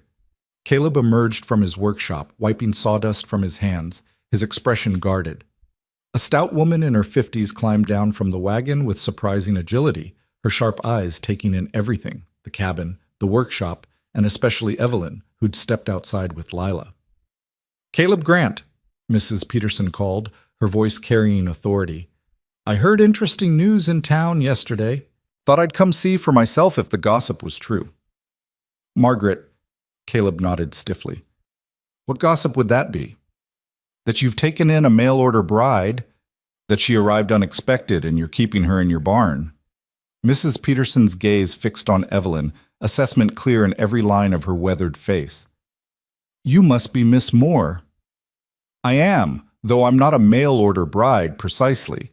The situation is rather more complicated." "I imagine it is." Mrs. Peterson moved closer, studying Evelyn with the thoroughness of someone accustomed to judging horseflesh and character with equal skill. "You look educated, city-bred. What brings someone like you to the middle of nowhere?" "Mrs. Peterson," Caleb interjected, his tone warning. "Miss Moore is here as Lila's teacher, that's all." "Is that so?" The older woman's eyebrows rose. "And how are you paying for a teacher, Caleb? Last I heard you were barely scraping by." "That's my business. It's the business of anyone who cares about that child's welfare." Mrs. Peterson turned to Lila, her expression softening. "Hello, sweetheart. Are you well? Is this woman treating you kindly?" "Oh, yes, Mrs. Peterson. Miss Evelyn is wonderful. She's teaching me so many things, multiplication and geography and the history of Rome and—" "Slow down, child." But Mrs. Peterson was smiling now, the suspicion in her eyes easing slightly. She looked back at Evelyn. "May I see your teaching materials? I'd like to understand what you're offering this girl." "Of course." Evelyn led her into the cabin, spreading out the makeshift slate, the organized books, the carefully written lesson plans. Mrs. Peterson examined everything with meticulous attention, occasionally asking questions about methodology or curriculum. Finally, she nodded. "You know your business, Miss Moore. I'll grant you that. But I need to understand your intentions here. Pine Hollow may be small, but we look after our own. If you're here to take advantage of Caleb's situation or to harm that little girl in any way, I would never harm Lila. I'm here because she needs an education, and I'm qualified to provide one. That's the extent of my intentions." "And the extent of Caleb's intentions? Forgive my bluntness, but a young woman living on a widower's property, teaching his daughter, people will talk. Are you engaged to be married?" "No." "Planning to be?" "No. Mr. Grant has made it very clear that our arrangement is purely professional. I'm a teacher, he's my employer, nothing more." Mrs. Peterson studied her for a long moment, then sighed. "I believe you, though whether Caleb believes it himself is another matter entirely. That man's been alone too long, and loneliness does strange things to people's judgment." She stayed for another hour, drinking tea and interrogating Lila about her lessons. The girl performed beautifully, demonstrating her knowledge with such pride that even Caleb, watching from the doorway, couldn't hide his pleased expression. Before she left, Mrs. Peterson pulled Evelyn aside. "You seem genuine, Miss Moore, and that child is thriving in ways I haven't seen since her mother died. But be careful. Caleb's built walls around his heart so high that even his own daughter can barely scale them sometimes. Don't mistake his acceptance of your teaching for anything deeper, and don't let yourself hope for more than what's been offered." "I won't," Evelyn promised, though the words felt hollow even as she spoke them. Mrs. Peterson left, and life returned to its rhythm. But something had shifted. The visit had made their arrangement feel more real, more public. People in town would know about Evelyn now. They would watch and judge and gossip. The pressure of outside eyes added weight to what had been, until now, a private arrangement. That night, after Lila had gone to bed, Caleb approached Evelyn as she was preparing to return to the barn. "I think we should tell Lila about the winter arrangement," he said without preamble. "The week's almost up, and she'll be distraught if she thinks you're leaving. Better to tell her now that you're staying longer." "Are you certain? We agreed to wait until the week was complete." "I'm certain. You've proven yourself these past days. Lila's learning more than I could have taught her in years. And—" he hesitated, choosing his words carefully. "You've been good for her in other ways, too. She laughs more, talks more, seems lighter somehow. She's a remarkable child, Caleb. You've done well with her. I've kept her alive. You're teaching her to actually live. There's a difference." He ran a hand through his hair, a gesture of frustration or fatigue or both. "We'll tell her tomorrow morning. Together, so she understands the terms clearly. This is a winter arrangement only. Come spring, we reassess. I don't want her thinking this is permanent." "I understand." But the next morning, before they could share their news, everything changed. They were just finishing breakfast when horses approached, multiple horses, moving fast. Caleb's head snapped up, his body going tense with instant wariness. Through the window, Evelyn saw 3 riders, one of them wearing a dark suit despite the rural setting, official-looking, threatening in their formality. "Lila, go to your loft," Caleb ordered, his voice sharp. "Now." "But Papa, now!" The girl scrambled up the ladder, fear clear on her face. Evelyn moved to follow her, to offer comfort, but Caleb caught her arm. "Stay. You're part of this household now. You should hear whatever they've come to say." He opened the door before the visitors could knock, stepping out onto the porch with the solid presence of a man defending his territory. The suited man dismounted, flanked by 2 larger men who looked like hired muscle. Up close, Evelyn could see official papers clutched in the suited man's hand and her stomach clenched with foreboding. "Caleb Grant?" the suited man asked, though his tone suggested he already knew the answer. "That's right. Who's asking?" "My name is Raymond Thatcher. I'm an attorney from Cheyenne." He held up the papers. "I represent the estate of Sarah Grant, née Colburn. Specifically, I represent Mrs. Helen Colburn, Sarah's mother and Lila Grant's maternal grandmother." The color drained from Caleb's face. "Helen Colburn has no claim on my daughter." "I'm afraid she disagrees. Mrs. Colburn has filed a petition with the territorial court requesting custody of her granddaughter. She argues that a child being raised in isolation by a single father without proper education or female guidance is being neglected. She wishes to provide Lila with the advantages of city life, proper schooling, and appropriate supervision." "Neglected?" Caleb's voice was dangerous now, trembling with barely controlled rage. "My daughter is loved and cared for. She has everything she needs." "Does she attend school?" "She's being educated at home." "By you? A carpenter with minimal formal education?" Thatcher's tone was dismissive, cruelly efficient. "Mrs. Colburn has documentation showing that you rarely bring the child to town, that she has no social interaction with other children, that she's being raised in conditions far below what her mother's family could provide. The court is inclined to agree that a change of custody would be in the child's best interest." Evelyn stepped forward before she could stop herself. "That's not true. Lila is receiving an excellent education. I'm her teacher. I was employed at Miss Pritchard's school for young ladies in Philadelphia before coming here. I can provide documentation of my credentials." Thatcher's cold gaze swept over her. "And you are?" "Miss Evelyn Moore. I've been engaged by Mr. Grant to educate his daughter." "For how long?"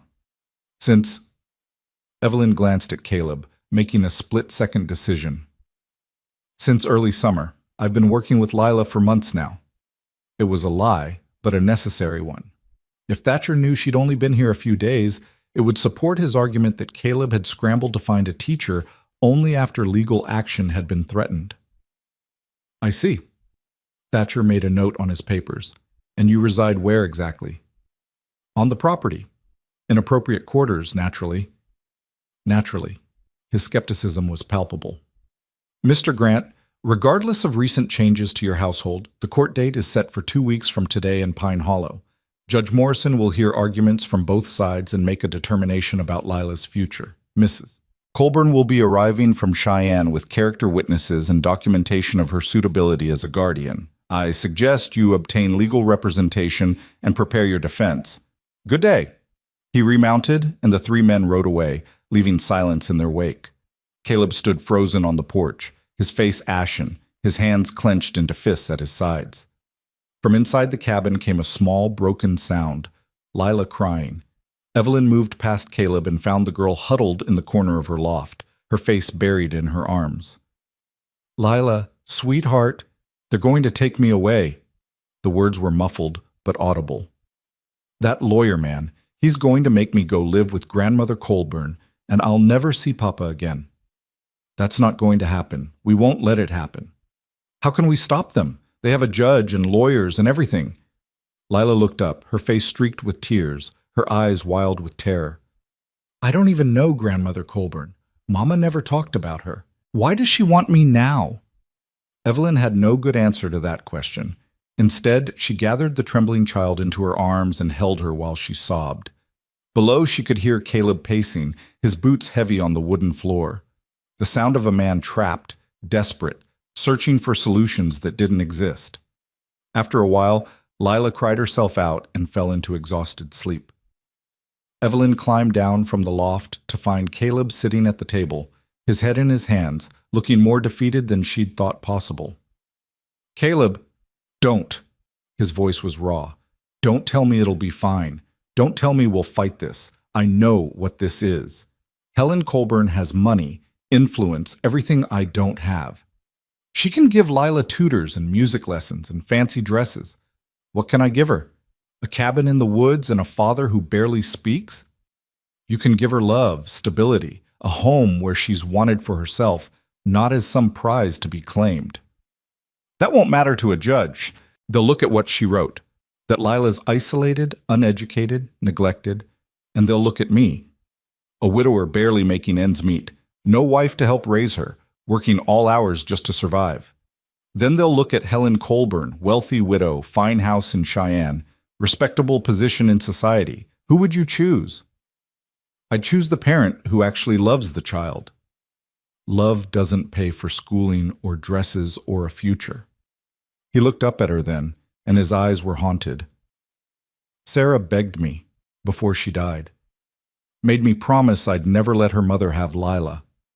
Helen Colburn is a cold, controlling woman who made Sarah's life miserable. That's why we left Cheyenne, why we came to the middle of nowhere to start over. Sarah wanted our daughter raised free, not shaped into some society ornament, and now I'm going to break that promise because I'm not enough to keep her safe. You are enough, and you're not alone in this fight. Evelyn sat down across from him, forcing him to meet her eyes. Tell me about Helen Colburn. Why didn't she fight for custody before now? She didn't know Lila existed. Sarah and I eloped against her mother's wishes. She'd wanted Sarah to marry some wealthy merchant. When Sarah wrote telling her we were married and expecting, Helen sent back a letter disowning her, said she had no daughter anymore. So we never contacted her again, even after Sarah died. I thought... His voice broke. I thought she didn't care. Then something changed. Something made her decide to pursue custody now, after 7 years of absence. I don't know what. Unless... Caleb frowned, thinking. Unless someone from Pine Hollow wrote to her, told her about our situation, maybe thinking they were helping. Who would do that? I don't know. But whoever it was, they've destroyed us. How do I fight this, Evelyn? I can't afford a lawyer. I don't know anyone with influence who'd speak for me. And even if I could prove Lila's being educated now, they'll say it's too little, too late. Evelyn's mind raced, sorting through possibilities, searching for strategies. She'd grown up watching her father, a lawyer, prepare cases, argue before judges, build defenses from fragments of truth and procedure. The knowledge was old, maybe unreliable, but it was all they had. The court date is in 2 weeks. That gives us time to build a case. First, we document everything about Lila's education, her progress, her curriculum, her advanced abilities. We show that she's not neglected, but thriving. Second, we find character witnesses who'll testify to your fitness as a father. Third, we research Helen Colburn's background, find any weakness in her claim that we can exploit. That's a lot to do in 2 weeks. Then we better start now. She stood, pacing, her teacher's mind organizing information into manageable pieces. Mrs. Peterson, would she testify for you? Maybe. She's known us since we arrived, seen how I've raised Lila. Sheriff Turner? Possibly. He's never had cause to question my parenting. Who else? Who in town knows you well enough to speak to your character? Caleb listed several names. The owner of the general store where he sold his furniture, the minister who'd buried Sarah, a few customers who'd commissioned large pieces and had visited the property. It wasn't much, but it was something. And we need to show the court that Lila has stability here. Not just education, but a proper home environment with appropriate female guidance.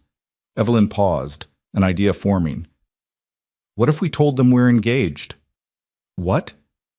Not truly engaged, but if we presented ourselves as planning to marry, it would address their concerns about you raising a daughter alone. It would show that Lila has a maternal figure in her life, that there's stability and respectability in her home situation.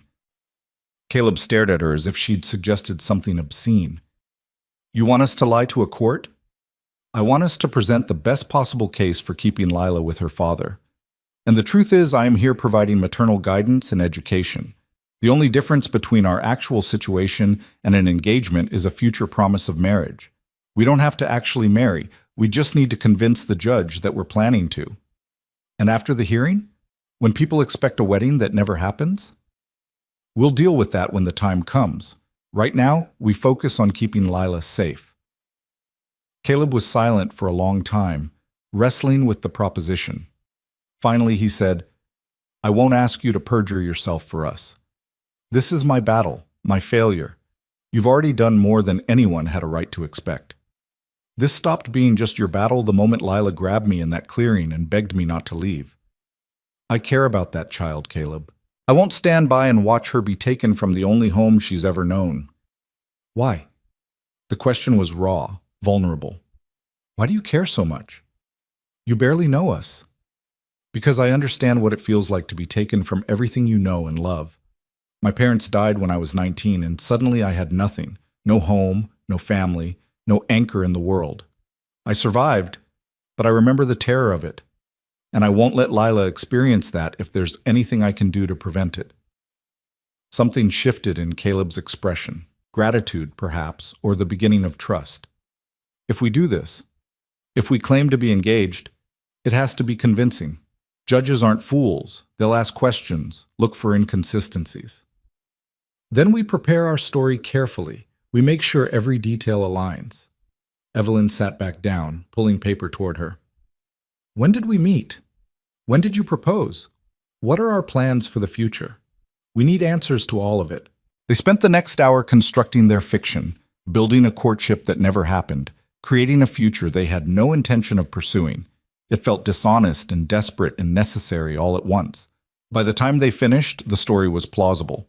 Caleb had advertised for a teacher, Evelyn had responded, they'd corresponded for months before she arrived.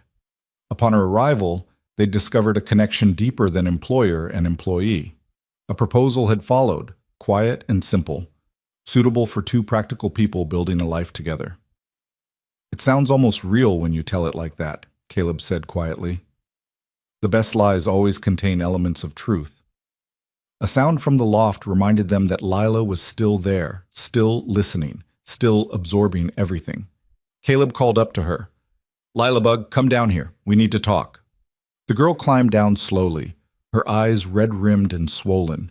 She looked between them with such fragile hope that Evelyn's heart ached.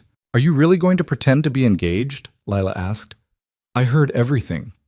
We're considering it, Caleb said carefully. But only if you understand what it means. It would be pretend, Lila, for the judge to help us keep you here. It wouldn't be real. But it could become real. Lila's voice was small but insistent. Couldn't it? If you pretended long enough, maybe you'd stop pretending and start meaning it. Lila, that's not... I know it's not guaranteed, Papa. I'm not stupid, but it could happen. And even if it doesn't, even if it's pretend forever, at least I get to stay with you. At least I don't have to go live with a grandmother who never wanted Mama and probably doesn't really want me either. The blunt wisdom of children. Evelyn exchanged a glance with Caleb and saw her own thoughts reflected in his eyes. How did they explain to a 7-year-old the complexities of adult deception, the dangers of false hope, the probability of future heartbreak? "We'll do what we must to keep you safe," Caleb said finally. "But Lila, you have to promise me something. You have to promise you won't build dreams on top of our pretending. Miss Evelyn is helping us because she's kind, not because she wants to be your mother or my wife. When this is over, things might go back to how they were before. You need to be prepared for that." "I promise I'll try." It was the best Lila could offer, and they all knew it was probably a lie. But what choice did they have?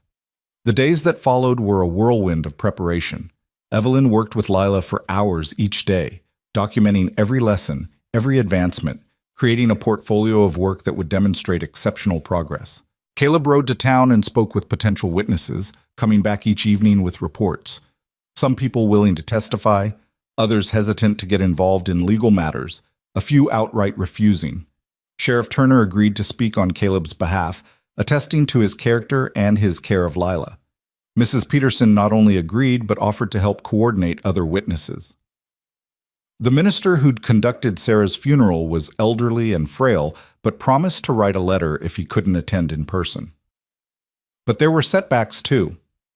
The general store owner, though sympathetic, feared antagonizing influential customers from Cheyenne. One of Caleb's best customers, a rancher named Morrison, turned out to be related to the judge and refused to get involved. Each rejection felt like another nail in their case's coffin. 6 days before the hearing, Caleb received a letter. It came by special courier, expensive paper with elegant script, and Evelyn knew before he opened it that it was from Helen Colburn. Caleb read it in silence, his face growing darker with each line. Finally, he handed it to Evelyn without comment. The letter was coldly formal, addressing Caleb as Mr. Grant rather than by his first name, referring to Lila as my granddaughter and Sarah's daughter, but never by name. It outlined Mrs. Colburn's intentions: to provide Lila with every advantage, to honor Sarah's memory by giving her daughter the refined upbringing Sarah herself had received, to correct the mistakes of a hasty marriage and isolated life. It was perfectly worded, carefully constructed to sound generous while being fundamentally cruel. "She never mentions Sarah wanting to be free of her," Evelyn observed. "Never acknowledges that her daughter chose to leave, chose this life with you. Because in Helen's mind, Sarah didn't choose. I took her away, corrupted her, led her astray. That's what she believed then, and that's what she believes now." Caleb took the letter back, staring at it as if it might burst into flames. "She writes about honoring Sarah's memory, but she disowned Sarah while she was alive. Now that Sarah's gone and can't fight back, suddenly Helen wants to claim her legacy. We'll use that. We'll show the judge that Mrs. Colburn's claim is about control and pride, not love." "Will we?" Because from where I'm standing, her argument sounds pretty compelling. She can give Lila everything I can't: education, society, opportunity. What father wouldn't want that for his daughter? A father who knows his daughter would rather have love than opportunity. A father who understands that a gilded cage is still a cage. But Evelyn could hear the doubt creeping into Caleb's voice, see the despair settling over him like fog. Each day brought them closer to the hearing, and each day seemed to reveal new obstacles, new weaknesses in their position. 3 days before the hearing, Lila disappeared. Evelyn discovered her absence during morning lessons. When the girl didn't appear at her usual time, Evelyn assumed she was still sleeping and went to wake her. The loft was empty, Lila's few belongings undisturbed, but the child herself gone. A quick search of the cabin revealed nothing. "Caleb!" Evelyn ran to the workshop, her heart hammering. "Lila's not here. She's not in the cabin or the barn. I can't find her anywhere." The color drained from his face. He dropped his tools immediately, already moving toward the house. "Did you check the creek? She likes to play there sometimes." They searched together, calling Lila's name, their voices growing more desperate with each unanswered cry. The creek yielded nothing. The barn, the smokehouse, The root cellar, all empty. It was as if the child had simply vanished into the morning mist.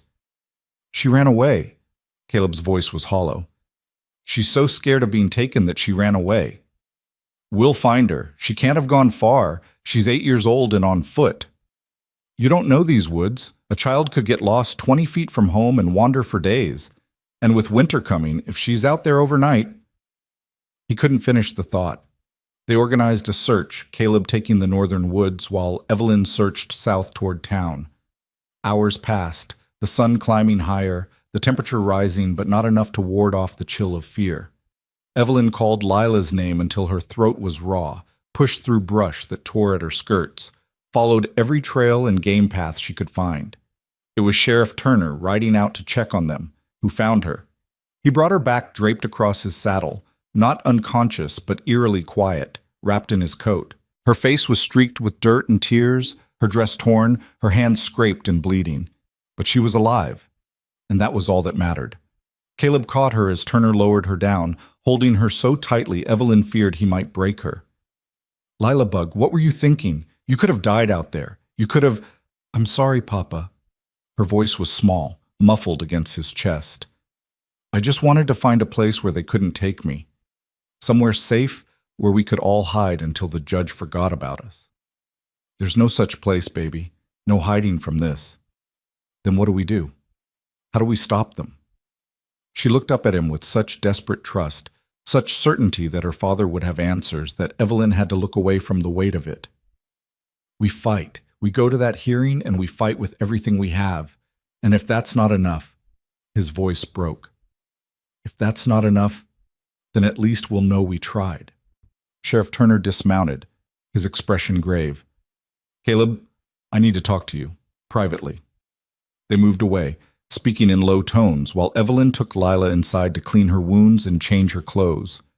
The girl was quiet now, all the fire drained out of her, replaced with a resigned sort of sadness that was infinitely worse.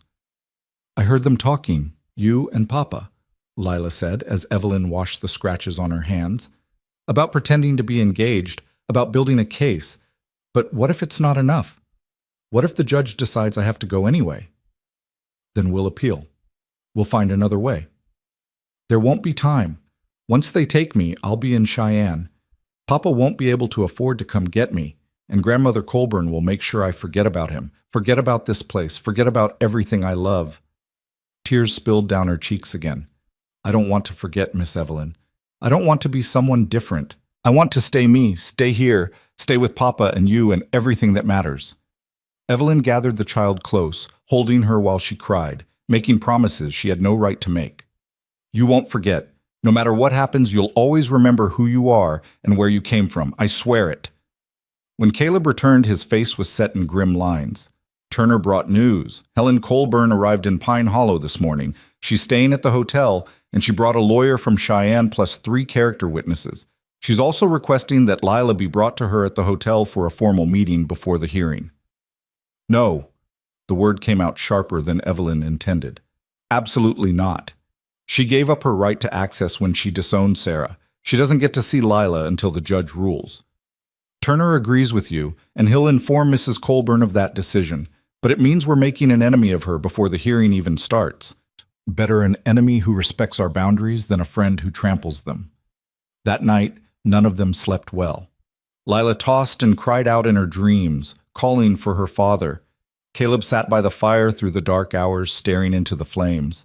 And Evelyn lay in her barn room, listening to the horses breathe and wondering if 2 weeks ago, when she'd stepped off that train full of hope and expectation, she could have imagined ending up here, entangled in a desperate legal battle for a child who wasn't hers, preparing to lie under oath for a man she barely knew, willing to risk everything for a family she'd had no part in building. The answer, she knew, was no. But somehow, impossibly, this had become her fight too. And she would see it through to whatever end awaited them. Dawn broke cold and merciless on the day of the hearing. Evelyn woke before first light, her stomach churning with anxiety, and dressed in her finest remaining outfit, the dark blue traveling suit she'd worn the day she arrived. It felt like a lifetime ago, that moment on the platform when she'd stood alone and unwanted. Now she was preparing to stand before a judge, and fight for a family that wasn't hers, but somehow had become everything. In the cabin, Caleb was already awake, wearing his only good suit, the one he'd been married in, judging by how carefully he handled it, as if touching fabric that held memories too precious to disturb. He'd shaved and combed his hair, looking almost civilized despite the exhaustion shadowing his eyes. Lila sat at the table in a dress Mrs. Peterson had brought over the day before. Cream-colored cotton with lace at the collar, far finer than anything else the girl owned. She looked small and fragile in it, like a doll dressed up for display, and Evelyn's heart clenched at the sight. "Come here, sweetheart," Evelyn said softly. "Let me fix your hair." She braided Lila's long brown hair with care, weaving in a ribbon that matched the dress, trying to keep her hands steady despite their trembling. Lila sat perfectly still, her face solemn, looking far older than her 8 years. "Miss Evelyn?" The girl's voice was barely above a whisper. "What happens if we lose?" Evelyn's hands paused mid-braid. She glanced at Caleb, who'd stopped buttoning his vest to listen. The question hung between them, terrible in its simplicity. "We won't lose," Evelyn said, but the words felt hollow. "But what if we do? Will I ever see you and Papa again?" Caleb crossed the room and knelt before his daughter, taking her small hands in his work-roughened ones. "Lilabug, listen to me. No matter what happens today, I am your father. That doesn't change. Courts can't change that, judges can't change that, and Helen Colburn certainly can't change that. If the worst happens, I will find a way to see you. I will never stop fighting to bring you home. Do you understand? But what if she makes me forget you? What if she turns me into someone different, someone who doesn't want to come home? That's impossible." He cupped her face, his eyes fierce with certainty. "You know why? Because you're Sarah's daughter as much as mine. You have her strength, her stubbornness, her fire. Your grandmother tried to control Sarah, tried to make her into something she wasn't, and Sarah fought back. She chose her own path, chose me, chose this life. You have that same courage in you. No one can take that away." Lila threw her arms around her father's neck, and he held her for a long moment while Evelyn finished the braid through blurred vision, blinking hard against the tears that threatened to fall. They ate a silent breakfast none of them wanted, then loaded into the wagon Caleb had borrowed from the Petersons. The ride to town felt both endless and too short. Every turn of the wheels brought them closer to a moment that would determine their entire future, and Evelyn found herself memorizing details: the way morning light filtered through the pines, the sound of Lila's quiet breathing beside her, the set of Caleb's shoulders as he drove, tense with the weight of what was coming. Pine Hollow's courthouse was a modest building near the center of town, its white paint fresh, its steps swept clean. A small crowd had already gathered, curious townspeople drawn by gossip, a few who'd come to support Caleb, others who'd come to see the drama unfold. Evelyn spotted Mrs. Peterson near the door, flanked by 2 other ranch wives. Sheriff Turner stood on the steps, his presence official and reassuring, and there, standing apart from everyone else, was Helen Colburn. Evelyn recognized her immediately, though they'd never met. She was a tall woman in her 60s, dressed in expensive black silk that spoke of wealth and mourning, both. Her face was handsome rather than beautiful, all sharp angles and aristocratic bones, her mouth set in a line of perpetual disapproval. She stood with perfect posture, radiating the kind of confidence that came from never doubting your right to control the world around you. Beside her stood Raymond Thatcher, the lawyer, and 3 well-dressed individuals who must be her character witnesses.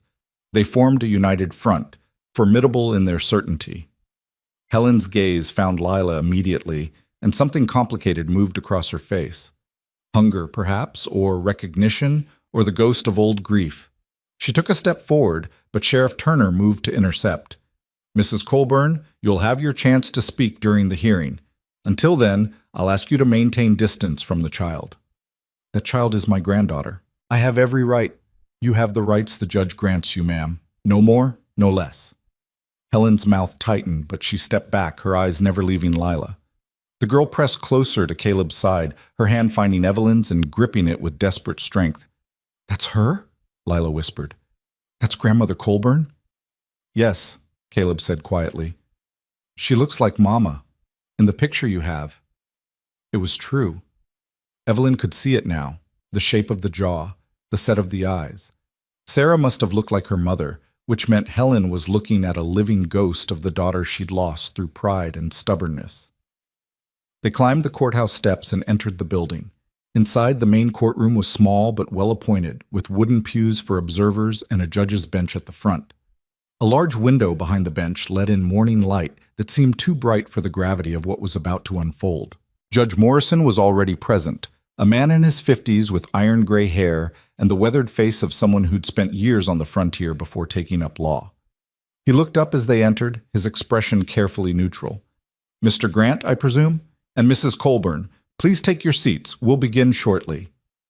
The next few minutes were a blur of procedure, swearing in, introductions, the judge explaining the format of the hearing.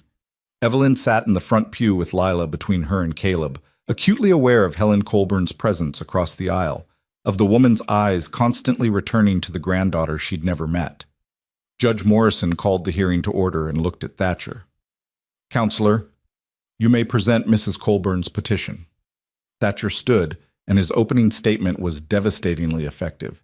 He painted a picture of Lila as an isolated, neglected child living in poverty, with a father too consumed by grief and work to properly care for her. He described Helen Colburn's mansion in Cheyenne, her social standing, her ability to provide the finest education, the most refined upbringing. He presented letters from Cheyenne residents attesting to Mrs. Colburn's character, her involvement in charitable works, her longing to honor her late daughter by caring for Sarah's child. "Mrs. Colburn doesn't seek to replace Mr. Grant as Lila's parent," Thatcher concluded. "She seeks to supplement his care with the advantages only she can provide. A child deserves every opportunity, Your Honor. Mrs. Colburn can offer opportunities Mr. Grant, through no fault of his own, simply cannot match." It was perfectly done, reasonable and compassionate in tone, while being fundamentally ruthless in intent.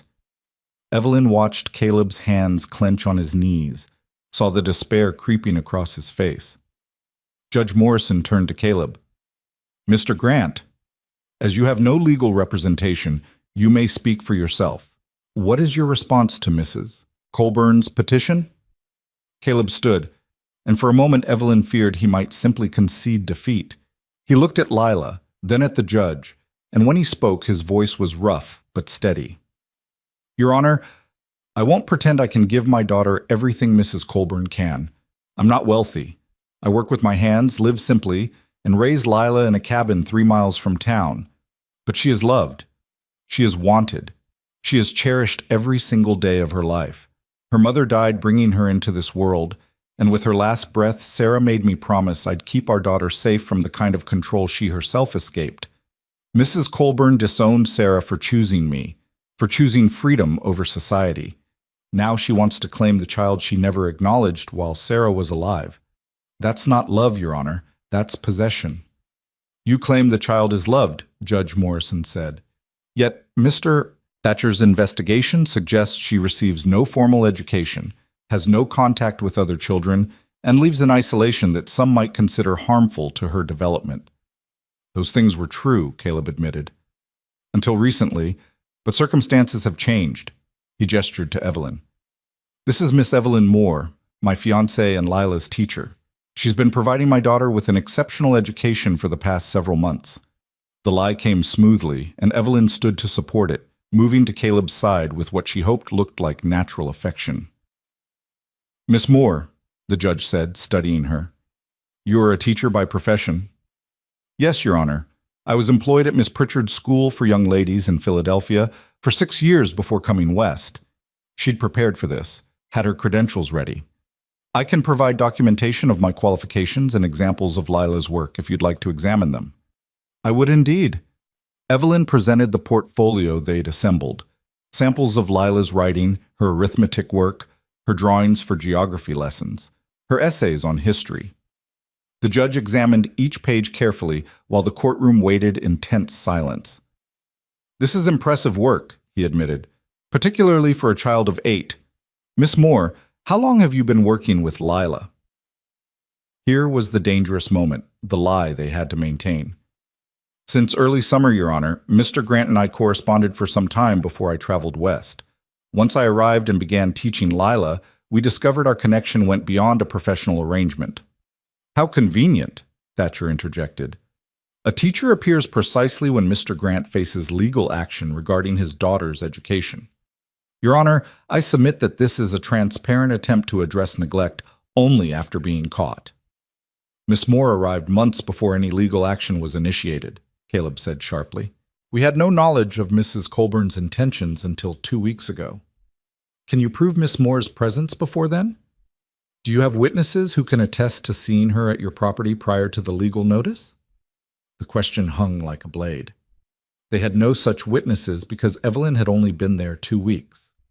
But before the silence could damn them, Mrs. Peterson stood in the gallery. I can attest to it, Your Honor. Every head turned toward her. The judge raised his eyebrows. Mrs. Margaret Peterson, is it? You're willing to testify? I am. I visited the Grant property regularly over the years, bringing supplies and checking on Lila. I first met Miss Moore in July when I stopped by and found her teaching Lila mathematics on the porch. We had a pleasant conversation about education methods, and I've seen her there on multiple occasions since. It was a blatant lie, told with such calm certainty that even Evelyn almost believed it. Mrs. Peterson's eyes met hers briefly, and Evelyn saw the fierce determination there. This woman would perjure herself to protect a child she cared about. Thatcher looked furious but couldn't directly challenge a witness's testimony without evidence. Even accepting Miss Moore's presence, he said tightly, the question remains whether Mr. Grant can provide appropriate guidance for a young girl. A child needs a mother's influence, stable female companionship. Which she'll have, Caleb interrupted. Miss Moore and I are engaged to be married. She'll be Lila's stepmother. When is this wedding planned? Spring, Evelyn said smoothly. After the winter weather passes. We're practical people, Your Honor. A winter wedding in Wyoming territory would be difficult for guests to attend. Judge Morrison leaned back, considering. Miss Moore, this is a serious undertaking. You're prepared to marry Mr. Grant and assume responsibility for his daughter? I am, Your Honor. I've come to love both of them dearly. The words weren't entirely false. She did care about them, had come to care more than she'd expected. The emotion in her voice was real, even if the engagement wasn't. And you, Mr. Grant, you're prepared to marry Miss Moore. Caleb looked at Evelyn, and something passed between them. An acknowledgement of the lie they were building, but also something deeper, something unspoken. Yes, Your Honor. Evelyn is everything I could want for myself and for my daughter. The judge made notes, his expression unreadable. Then he turned to Helen Colburn. Mrs. Colburn, do you wish to address the court? The older woman stood with regal composure. When she spoke, her voice was cultured, controlled, devastating in its reasonableness. Your Honor, I bear no ill will toward Mr. Grant. I'm certain he loves his daughter in his fashion, but love alone doesn't prepare a child for the world. My daughter Sarah was raised with every advantage: education, culture, refinement. She knew music and literature, spoke French, moved with grace in society. Those weren't frivolous accomplishments. They were tools that would have opened every door, ensured her success regardless of her circumstances. When she chose to abandon those advantages for a carpenter's cabin in the wilderness, I was devastated. I expressed my disapproval harshly, and I regret that. But I never stopped loving my daughter, and I never stopped hoping she'd come to her senses. She paused, and genuine emotion cracked through her composure. Sarah died before we could reconcile.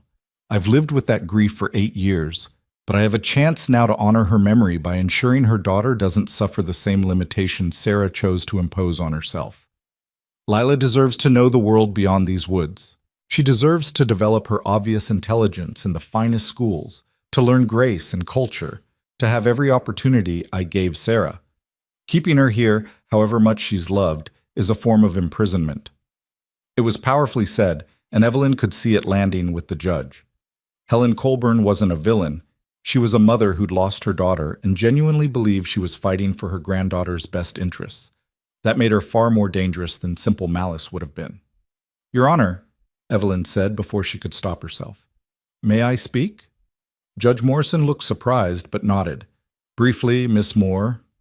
Mrs. Colburn speaks of opportunities and advantages, and I don't doubt she could provide them. But there's one thing she hasn't mentioned: what Lila wants. That child has a voice, has preferences, has feelings about her own future. Shouldn't those be considered?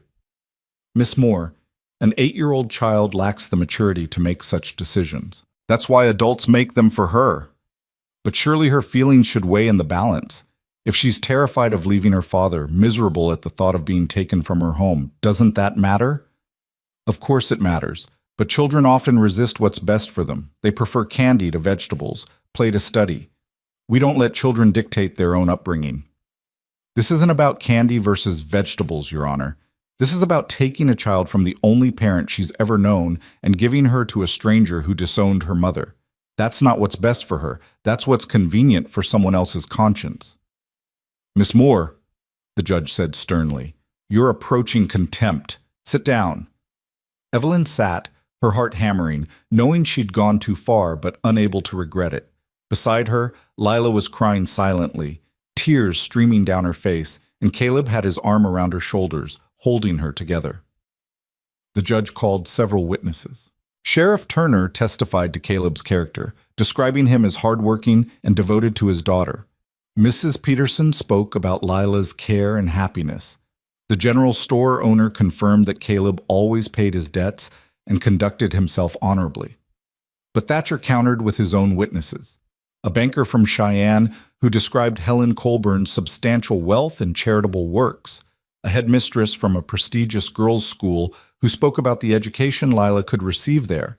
A doctor who testified that raising a child in isolation could cause psychological harm.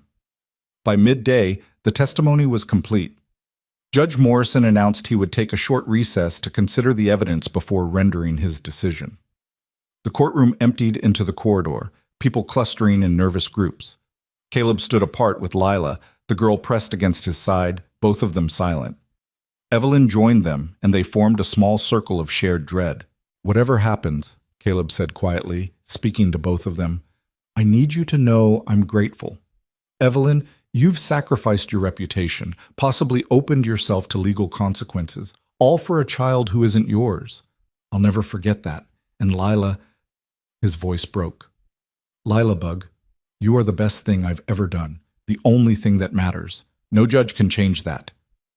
Papa, I don't want to go. Please don't let them take me. Please. I'm trying, baby. I promise I'm trying. Across the corridor, Helen Colburn stood with her entourage, occasionally glancing their way with an expression Evelyn couldn't quite read. Finally, the older woman approached, her steps careful, controlled. Mr. Grant, she said formally, might I have a word? I don't think that's appropriate, Mrs. Colburn. Please, just a moment, in private. Caleb looked at Evelyn, who nodded slightly. He followed Helen to a quiet corner, leaving Evelyn with Lila. They watched the conversation from a distance, saw Helen speaking, Caleb listening with increasing anger, then Helen saying something that made him go very still. The discussion lasted perhaps 5 minutes before Caleb returned, his face ashen. What did she say? Evelyn asked. She offered me money, $10,000 to voluntarily surrender custody. She said I could use it to expand my business, secure my own future. Said it would be cleaner than forcing the judge to rule, kinder to Lila than a public rejection of my fitness as a father. His hands were shaking. She actually thought I might take it, thought I could be bought. What did you tell her? That I'd burn in hell before I sold my daughter. A clerk appeared, announcing the judge was ready to deliver his decision. They filed back into the courtroom, taking their seats, and the weight of anticipation was almost unbearable. Judge Morrison entered, holding a single sheet of paper, his face grave. I've given this matter careful consideration, he began. Both parties present compelling arguments. Mrs. Colburn can indeed provide advantages Mr. Grant cannot match. However, Mr. Grant demonstrates genuine love and commitment to his daughter, and recent improvements to Lila's circumstances, particularly regarding her education, show his willingness to adapt and meet her needs. He paused, and in that silence, Evelyn felt the future balance on a knife's edge. The question before me is not which parent can provide the most advantageous circumstances, but which can provide the best home. Those are not always the same thing. After careful consideration, I find that the courtroom door burst open. Everyone turned as a small figure ran down the aisle. Lila, who'd somehow slipped away from Caleb's side. She ran straight to the judge's bench, her voice ringing clear despite her tears. "Your Honor, please, please listen to me. I know I'm just a child, and you said children don't get to choose, but this is my life, and I should have some say in it, shouldn't I? I don't want to go to Cheyenne. I don't want to live with Grandmother Colburn. I know she can give me nice dresses and fancy schools, but I don't care about those things. I care about Papa. I care about Miss Evelyn. I care about our cabin and our woods and everything that's mine, really mine, not just things someone else thinks I should want." "Young lady," the judge began, but Lila continued, the words pouring out in a desperate flood. "Papa said Mama chose him even though Grandmother Colburn didn't approve. Mama chose love over advantages. If you take me away from Papa, you're saying Mama's choice was wrong. You're saying love doesn't matter as much as money and education and all those other things, but it does matter. Love matters most, and I love my Papa more than anything in the world. Please don't take me away from him. Please." She was sobbing now, her small body shaking. The courtroom was utterly silent. Even Helen Colburn had tears on her cheeks, though whether from sympathy or recognition of the daughter she'd lost, Evelyn couldn't tell. Judge Morrison looked at Lila for a long moment, then at Caleb, then at Helen. Finally, he spoke. "Mrs. Grant, Miss Grant, return to your father, please." Lila ran back to Caleb, who caught her up and held her fiercely. The judge cleared his throat. "In my years on the bench, I've seen many custody cases. Usually, they involve clear neglect or abuse. This case is different. This involves two parties who both genuinely believe they're acting in the child's best interest. But that child just demonstrated remarkable courage and clarity. She knows her own mind, and she's chosen her home." He looked directly at Helen. "Mrs. Colburn, I cannot ignore the fact that you disowned your daughter when she chose a path different from the one you wanted for her. Now you seek to control her daughter's path in the same way. Your intentions may be pure, but your history suggests a pattern of demanding conformity over accepting individual choice. Sarah Grant chose her life with full awareness of what she was giving up. Her daughter deserves the same freedom." He turned to Caleb. "Mr. Grant, your circumstances have improved significantly with Miss Moore's presence. Your daughter is receiving an education, she has female guidance, and you've demonstrated willingness to adapt to meet her needs. However, I'm troubled by how recently these changes occurred. I question whether they're genuine or merely convenient responses to legal pressure." Evelyn's heart sank. He was going to rule against them despite everything. "Therefore," the judge continued, "I'm issuing a conditional ruling. Custody remains with Mr. Grant, but with stipulations. First, Lila's education must continue at the current level or improve. I want quarterly reports from Miss Moore or another qualified teacher. Second, Mrs. Colburn is granted visitation rights, 2 weeks each summer in Cheyenne, to be arranged at mutually agreeable times. This allows Lila to know her grandmother while maintaining her primary home with her father. Third, Mr. Grant and Miss Moore must actually marry within 6 months. If this engagement is merely a convenient fiction to win this case, I'll revisit custody immediately." He struck his gavel. "This hearing is adjourned." The courtroom erupted in whispers. Caleb sat frozen, Lila still in his arms, clearly trying to process what had just happened. They'd won, but at a price. They had to actually get married now, had to make their lie into truth, or lose everything. Helen Colburn stood, her composure shattered, and left the courtroom without a word, her lawyer and witnesses following. Mrs. Peterson hurried over, embracing Lila, murmuring congratulations. Sheriff Turner shook Caleb's hand, relief obvious on his weathered face. But Evelyn could only stare at the judge's bench, at the man who'd just declared she must marry Caleb Grant within 6 months or risk destroying the family she'd fought so hard to protect. Outside the courthouse, the afternoon sun was too bright, too cheerful for the complicated victory they'd achieved. Caleb set Lila down, and the girl immediately threw her arms around Evelyn. "We won! We won! I get to stay!" "Yes, sweetheart, you get to stay. And you're going to marry Papa and be my real mother, not just my pretend one." Evelyn looked over Lila's head at Caleb, who stood silent, his expression unreadable. They'd fought together, lied together, built a case together, but neither had agreed to actually spend their lives together. The engagement had been strategy, not romance. A solution to a legal problem, not a declaration of love. Now the judge had called their bluff, and they had 6 months to decide, make the lie real, or watch everything they'd fought for crumble to dust. Lila, Caleb said quietly, go with Mrs. Peterson for a moment.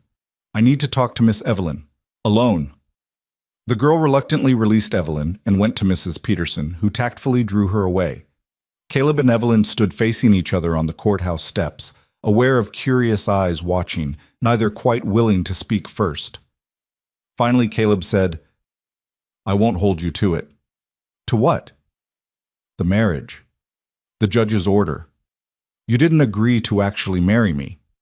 You agreed to pretend, to help us through the hearing. That's done now. I'll find another solution, some way to satisfy the court without forcing you into a marriage you don't want. And if you can't find another solution, if the only way to keep Lila is for us to actually marry, then I'll figure something else out. I won't trap you, Evelyn. You've already sacrificed too much. She should have been relieved. He was offering her an escape, a way to honor her commitment without surrendering her entire future. But standing there, watching Lila laugh at something Mrs. Peterson said, seeing the hope and fear warring in Caleb's eyes, Evelyn realized something she'd been carefully avoiding admitting to herself. She didn't want an escape. Somewhere in the past 2 weeks, this had stopped being a temporary arrangement, stopped being simply about teaching or survival or professional obligation. She'd come to care about this broken family, to see herself as part of it, to imagine a future here that had nothing to do with legal strategy and everything to do with belonging. What if I said yes? She asked quietly. Caleb went very still. What? What if I agreed to actually marry you? Not because the judge ordered it, but because I choose it. Evelyn, you can't. You don't. He struggled for words, clearly blindsided. You barely know me. I'm difficult and closed off and damaged. I live in the middle of nowhere doing work that barely keeps us fed. I can't give you the life you deserve. And asking you to marry me because a judge said I must is asking you to settle for far less than you're worth. Maybe I'm tired of waiting for what I deserve. Maybe I'm ready to build something with what I have. She stepped closer, forcing him to meet her eyes. Caleb, I came west because I had nothing left in Philadelphia. No family, no prospects, no life worth keeping. Then a child wrote me letters and gave me a chance at something different. These past 2 weeks, teaching Lila, being part of your daily life, fighting beside you, it's given me more purpose than 6 years in that school ever did. So when you ask if I'm willing to marry you, the answer is yes. Not because I have to, but because I want to. You want to marry a man you barely know? A widower still in love with a ghost? A father who nearly lost his daughter because he was too proud and broken to ask for help? I want to marry a man who loves his daughter enough to set aside his pride. A carpenter who works himself to exhaustion to provide for his family. A person who's been hurt badly but still finds the courage to try again. She reached for his hand, felt his fingers close around hers with desperate strength. I'm not expecting romance or grand gestures, Caleb. I'm offering partnership. 2 people who need each other, building a life together because it makes sense, because it could be good. Is that really so impossible to accept? He stared at her, and she watched the wall he'd built around himself begin to crack. I don't know how to do this. Don't know how to let someone in again. Sarah's death broke something in me, and I'm not sure I ever healed properly. Then we'll heal together. Slowly, carefully, honestly. No more pretending, no more lies. Just 2 people choosing each other because it's right, because it's what we both need, because there's no one else we'd rather face the world with. And if I'm never the husband you hope for, if I'm always a little broken, a little distant, then I'll love you anyway. Broken pieces and all. The words hung between them, more binding than any legal contract. Caleb's eyes searched hers, looking for doubt or regret or hesitation. Finding none, he pulled her close, wrapping his arms around her in an embrace that felt like surrender and acceptance both. I'm choosing you, he said against her hair.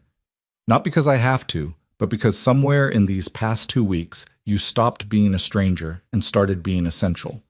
I'm choosing you, Evelyn Moore. If you'll have me, I'll have you, Caleb Grant, broken pieces and all. Lila's delighted shriek interrupted them. The girl came running, throwing herself at them both. wrapping her arms around them as far as they would reach. "Does this mean it's real now? The engagement? You're really going to get married?" Caleb and Evelyn looked at each other over Lila's head, and what passed between them now was different from before. Not strategy or convenience, but genuine choice, genuine hope. "Yes," they said together, "it's real." Mrs. Peterson was crying openly, wiping her eyes with her handkerchief. Sheriff Turner grinned and shook Caleb's hand again, harder this time, with the enthusiasm of someone witnessing something unexpected and wonderful. Other townspeople who'd witnessed the hearing approached with congratulations, and suddenly they were surrounded by well-wishers, by people celebrating not just the custody victory, but the unlikely romance that had emerged from crisis. That night, back at the cabin, they sat together by the fire, Caleb, Evelyn, and Lila, and talked about the future they would build, not the future forced on them by a judge's order, but the one they were choosing together. "Can we have a real wedding?" Lila asked, her eyes shining. "With flowers and cake and everyone we know?" "If that's what you want," Caleb said. And there was a softness in his voice Evelyn had never heard before. The walls were coming down, stone by stone, and behind them was a man capable of gentleness, capable of hope, capable of love, if given time to remember how. "I want Miss Evelyn to have a beautiful dress, and I want to be there, right in front, watching you promise to love each other forever." "Forever is a long time," Evelyn said gently. "But you will, won't you? Love each other forever?" Caleb reached across the space between them and took Evelyn's hand. "I'll try. That's all I can promise. That I'll try every day to be the man you both deserve. And I'll try to be patient while you learn," Evelyn said. "To give you space when you need it, to push when you need pushing, to build this marriage day by day instead of expecting perfection immediately." Lila looked between them, satisfaction clear on her young face. "I picked right," she announced. "When I read all those letters, I knew you were the one, Miss Evelyn. I knew you'd fit with us perfectly. And I was right." Later, after Lila had fallen asleep in her loft, exhausted by emotion and victory both, Caleb walked Evelyn to the barn. The night was cold and clear, stars brilliant overhead, and they moved slowly, neither quite ready to separate.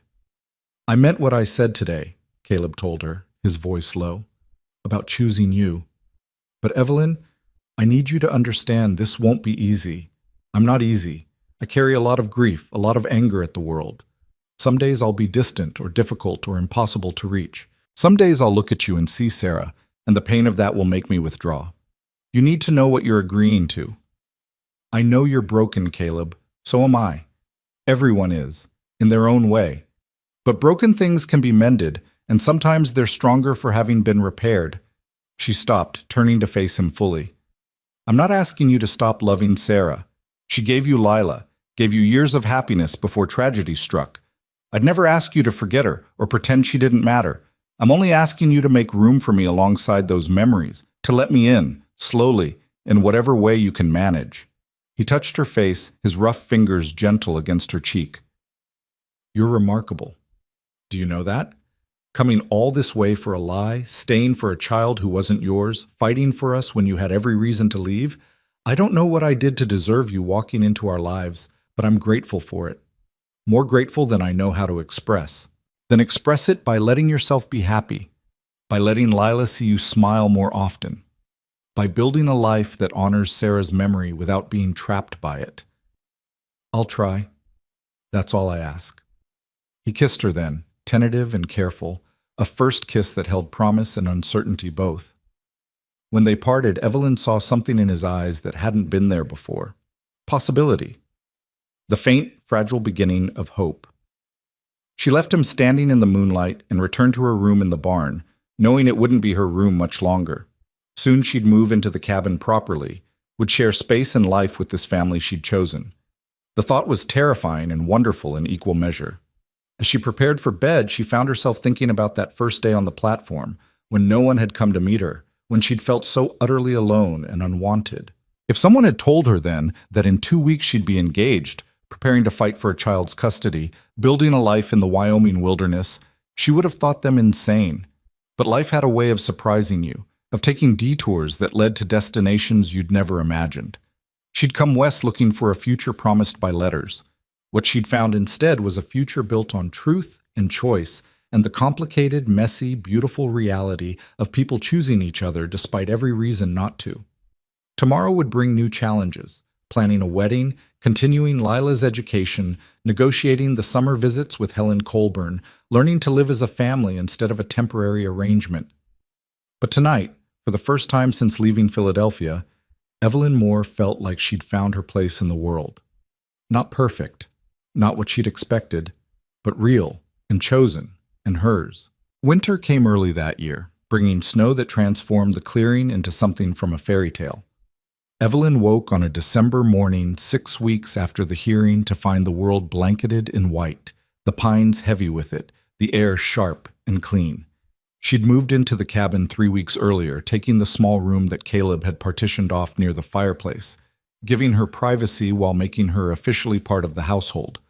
The wedding was planned for Christmas Day, just 2 weeks away. Mrs. Peterson had taken charge of arrangements with the enthusiasm of someone who'd been waiting years to see Caleb Grant rejoin the living. The whole town would attend, she'd declared, and anyone who had opinions about the unconventional courtship could keep them to themselves or stay home. Evelyn rose quietly, careful not to wake Lila in the loft above, and found Caleb already at the stove making coffee. This had become their routine, early morning moments together before the day's demands intruded, a time to talk softly or simply exist in companionable silence. "Morning," he said, pouring her a cup. "Sleep well?" "Well enough. You?" "Better than I have in years." He said it simply, as fact rather than declaration, but Evelyn felt the weight of it. Caleb was changing, slowly opening like a flower, too long in shadow, finally finding sun. He smiled more often now, touched her hand when he passed, sometimes even laughed at Lila's jokes. The walls were coming down, and behind them was a man worth knowing. They drank their coffee by the window, watching the snow fall, and Evelyn thought about how strange it was that 6 months ago she'd been in Philadelphia preparing lessons for girls who didn't want to learn them, never imagining that a child's forged letters would bring her here, to this moment, to this life she was building one quiet morning at a time. "Evelyn," Caleb said, breaking the silence, "I've been thinking about the wedding, about what it means. Having second thoughts?" She kept her voice light, but anxiety flickered in her chest. "No. The opposite, actually." He set down his cup, turning to face her fully. "When we first agreed to this, it was strategy. A way to keep Lila safe. But these past weeks, living with you, watching you with my daughter, learning who you really are, it's become something different for me. Something real." "For me too," she admitted. "I'm not good with words, never have been. But I want you to know that when I stand up in front of that congregation and promise to love you, I'll mean it, not because a judge ordered it, but because somewhere along the way, I started falling for you. The way you challenge me when I'm being stubborn, the way you make Lila laugh, the way you've taken this broken household and made it feel like a home again." He reached for her hand, his calloused palm warm against hers. "I'll never be the romantic hero from one of those novels, but I can promise to honor you, respect you, and do my damnedest to make you happy if you'll let me." Evelyn's throat tightened with emotion. "Caleb Grant, if you'd said something like that 3 months ago when I stepped off that train, I would have thought you impossibly perfect and probably too good to be true. But now I know you, your stubbornness and your grief and your terrible cooking, and I'm choosing you anyway, not despite your flaws, but because they're part of who you are, because you're real and broken and trying. That's more than I ever hoped for." He kissed her then, slower and deeper than that first tentative kiss outside the barn, and Evelyn felt something settle into place inside her chest. This was right. Imperfect and complicated and born from crisis, but fundamentally right. A sound from the loft made them separate. Lila's sleepy voice drifted down. "Are you two kissing again? Because I'm very happy about it, but I'm also very hungry and would like breakfast." They laughed, the moment broken but not diminished, and Evelyn moved to start breakfast while Caleb went to work in his shop. The morning unfolded with the rhythm they'd established. Lessons after breakfast, Lila working through increasingly complex mathematics while Evelyn prepared materials for the afternoon's history lesson. The girl was thriving, her hunger for knowledge insatiable, and Evelyn had already begun corresponding with a school in Cheyenne about advanced materials for gifted students. Around mid-morning, they heard horses approaching. Evelyn looked out to see Sheriff Turner and another rider, a woman in an expensive traveling coat, her posture unmistakable even from a distance. Helen Colburn. Evelyn's stomach clenched. They hadn't seen or heard from Lila's grandmother since the hearing. The court-ordered visitation wasn't supposed to begin until summer. What was she doing here? Caleb emerged from his workshop, wiping his hands on his apron, his expression wary.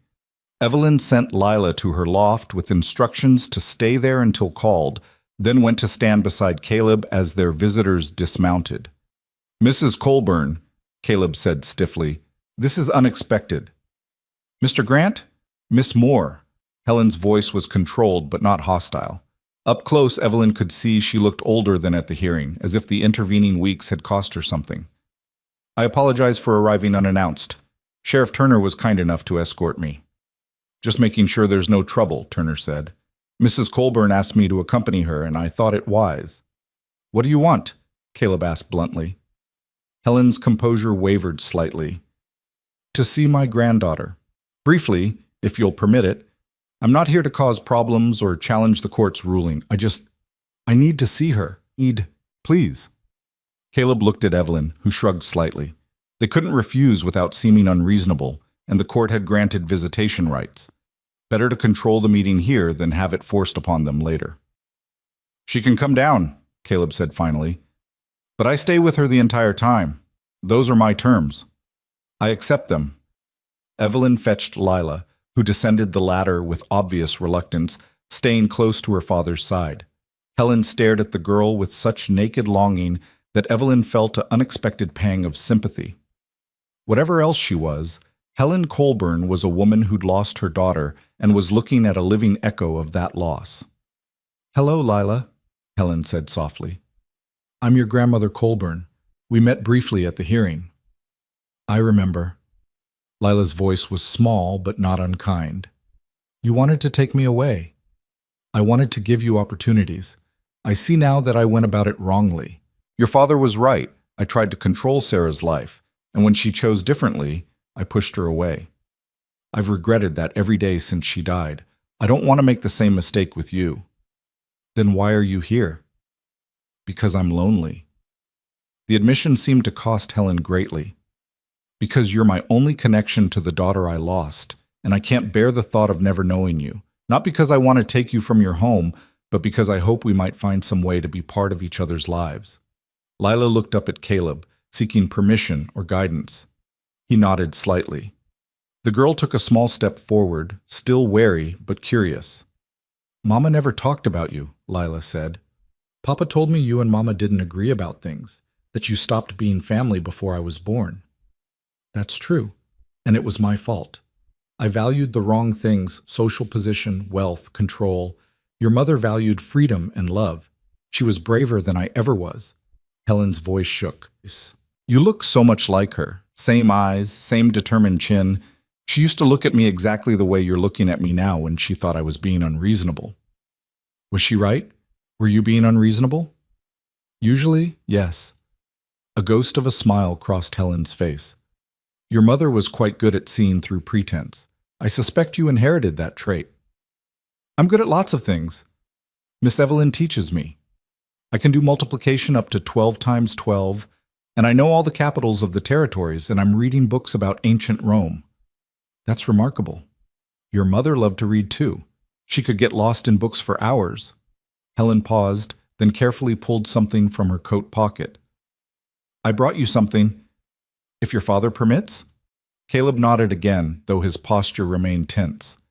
Helen held out a small leather-bound book, its cover worn with age. "This was your mother's journal. She kept it when she was about your age. I thought you might like to read it, to know her through her own words." Lila took the journal reverently, opening it to reveal pages covered in childish handwriting that grew more refined as the entries progressed. She looked up at Helen with something like wonder. "Really? Mama wrote this when she was little like me?" "Yes, she wrote about her dreams, her frustrations with me, her love of horses and storms and stories. I think she'd want you to have it. Thank you. The words were quiet but genuine. Thank you, grandmother. Helen's eyes filled with tears at the name. You're welcome, child. And I want you to know, I won't fight the court's ruling. I won't try to take you from your father, but I hope that perhaps when summer comes, you might consider visiting me in Cheyenne, just for the 2 weeks the judge allowed. I'd like to show you where your mother grew up, tell you stories about her childhood, help you know the part of her history that I represent. Lila looked at Caleb. Papa, would that be okay? The question clearly cost Caleb something, but he answered steadily. If you want to go, I won't stop you. Your grandmother is right. She's part of your history, part of your mother's story. I don't have to like it, but I'll respect it. I'd like to go, Lila said slowly, but only for 2 weeks. And then I come home. This is my home, here with Papa and Miss Evelyn. That doesn't change. I understand. Helen stood, preparing to leave. She looked at Caleb, and some of the aristocratic coldness had melted from her face. Mr. Grant, I misjudged you. I saw a carpenter who'd taken my daughter from her proper place in society, and I couldn't see past my own prejudice to recognize that Sarah chose you because you were what she needed. You gave her happiness I never could. And you're giving my granddaughter something equally precious, freedom to be herself. I'm sorry for trying to take that away. I'm sorry for your loss, Caleb said, and there was genuine sympathy in his voice. Sarah was remarkable. We both loved her. That's common ground, at least. Helen nodded, unable to speak for a moment. Then she turned to Evelyn. Miss Moore, I underestimated you as well. I assumed you were an opportunist taking advantage of Mr. Grant's difficult circumstances. I see now that you genuinely care for this family. I hope you'll be happy together. Thank you, Mrs. Colburn. That means more than you might think. After Helen and Sheriff Turner left, the cabin felt strangely quiet. Lila sat by the fire, reading her mother's childhood journal with careful attention, occasionally laughing at something Sarah had written. Caleb returned to his workshop, but through the window, Evelyn saw him standing motionless at his bench, staring at nothing. She found him there an hour later, still motionless, lost in thought. Caleb? He looked up, and she saw tears on his face, the first she'd ever witnessed from him. She gave Lila Sarah's journal, the one I didn't even know existed. All these years I've tried to keep Sarah's memory alive for our daughter with just my stories, my incomplete picture of who she was. And Helen just gave Lila a piece of her mother I could never provide. That doesn't diminish what you've given her. You've given her love and security and a home. Helen gave her a book. It's not just a book.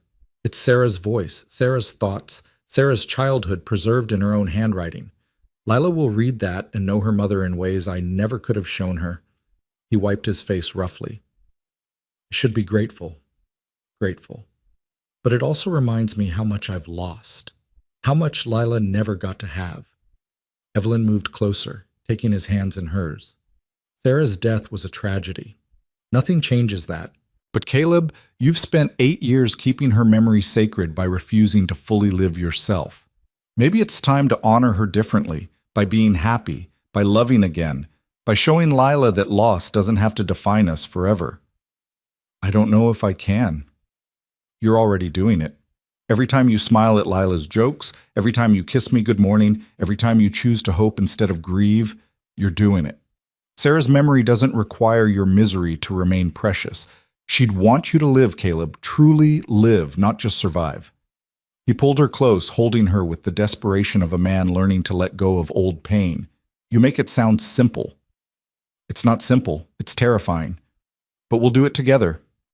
They stood like that for a long time, holding each other in the workshop that smelled of wood and varnish and possibility. While outside the snow continued to fall, and inside the cabin Lila read her mother's words, and learned that grief and joy could coexist, that families could be broken and remade, that love had many forms, and all of them mattered. The days before the wedding passed in a blur of preparation. Mrs. Peterson arrived with a dress she'd commissioned from the finest seamstress in Pine Hollow. Simple cream silk with lace at the collar, far more beautiful than anything Evelyn had ever owned. Lila had a new dress too, pale blue with ribbons, and she practiced walking down the aisle with such seriousness that both adults had to suppress smiles. Caleb worked late into the nights finishing a special project, a hope chest for Evelyn, cedar-lined and beautifully carved with pine branches and songbirds. When he presented it to her 2 days before the wedding, she couldn't speak for the emotion clogging her throat. "It's traditional," he said, almost shy, "for a groom to give his bride something handmade. I wanted you to have something that was just yours, something beautiful that would last." "It's perfect," she managed. "Thank you doesn't seem adequate, but thank you." Christmas Eve arrived cold and clear. The cabin glowed with lamplight, and the small decorations they'd made together, pine boughs over the door, candles in the windows. Lila's drawings of snowflakes hung on twine stretched across the rafters. They ate supper together, the three of them, and Evelyn thought about how this was their last evening as not quite a family, how tomorrow everything would be official and binding and real in ways that still made her nervous despite her certainty. After Lila went to bed, Caleb walked Evelyn to her small room, lingering in the doorway. "Last chance to change your mind," he said, trying for levity but unable to quite hide the anxiety beneath. "I'm not changing my mind. Are you?" "No. But I want to make sure you understand what you're agreeing to. I'm not going to suddenly become easy to live with. I'll still have days when the grief catches me sideways, when I'm distant or difficult. I'll still work too much and talk too little and probably forget important occasions. You deserve someone whole and uncomplicated, and that's not me." "I don't want someone whole and uncomplicated. I want you." She reached up, cupping his face in her hands. "Caleb, I'm not walking into this blind. I know who you are. The stubborn, grieving, devoted man who works himself to exhaustion for his daughter and has slowly, grudgingly let me into his heavily guarded heart. That's who I'm choosing. That's who I want to spend my life with." "Why?" "I still don't understand why you choose this life when you could have so much more. Because this life is mine. Not something handed to me. Not something I fell into by accident, but something I'm actively choosing and building. I spent years in Philadelphia living a life that happened to me, teaching because it was respectable, existing because the alternative was unthinkable. This is the first time I've felt truly alive, truly purposeful. You and Lila didn't rescue me from loneliness. I rescued myself by being brave enough to answer those letters, and then brave enough to stay when everything went wrong. This life is my reward for that courage, and I'm not giving it up."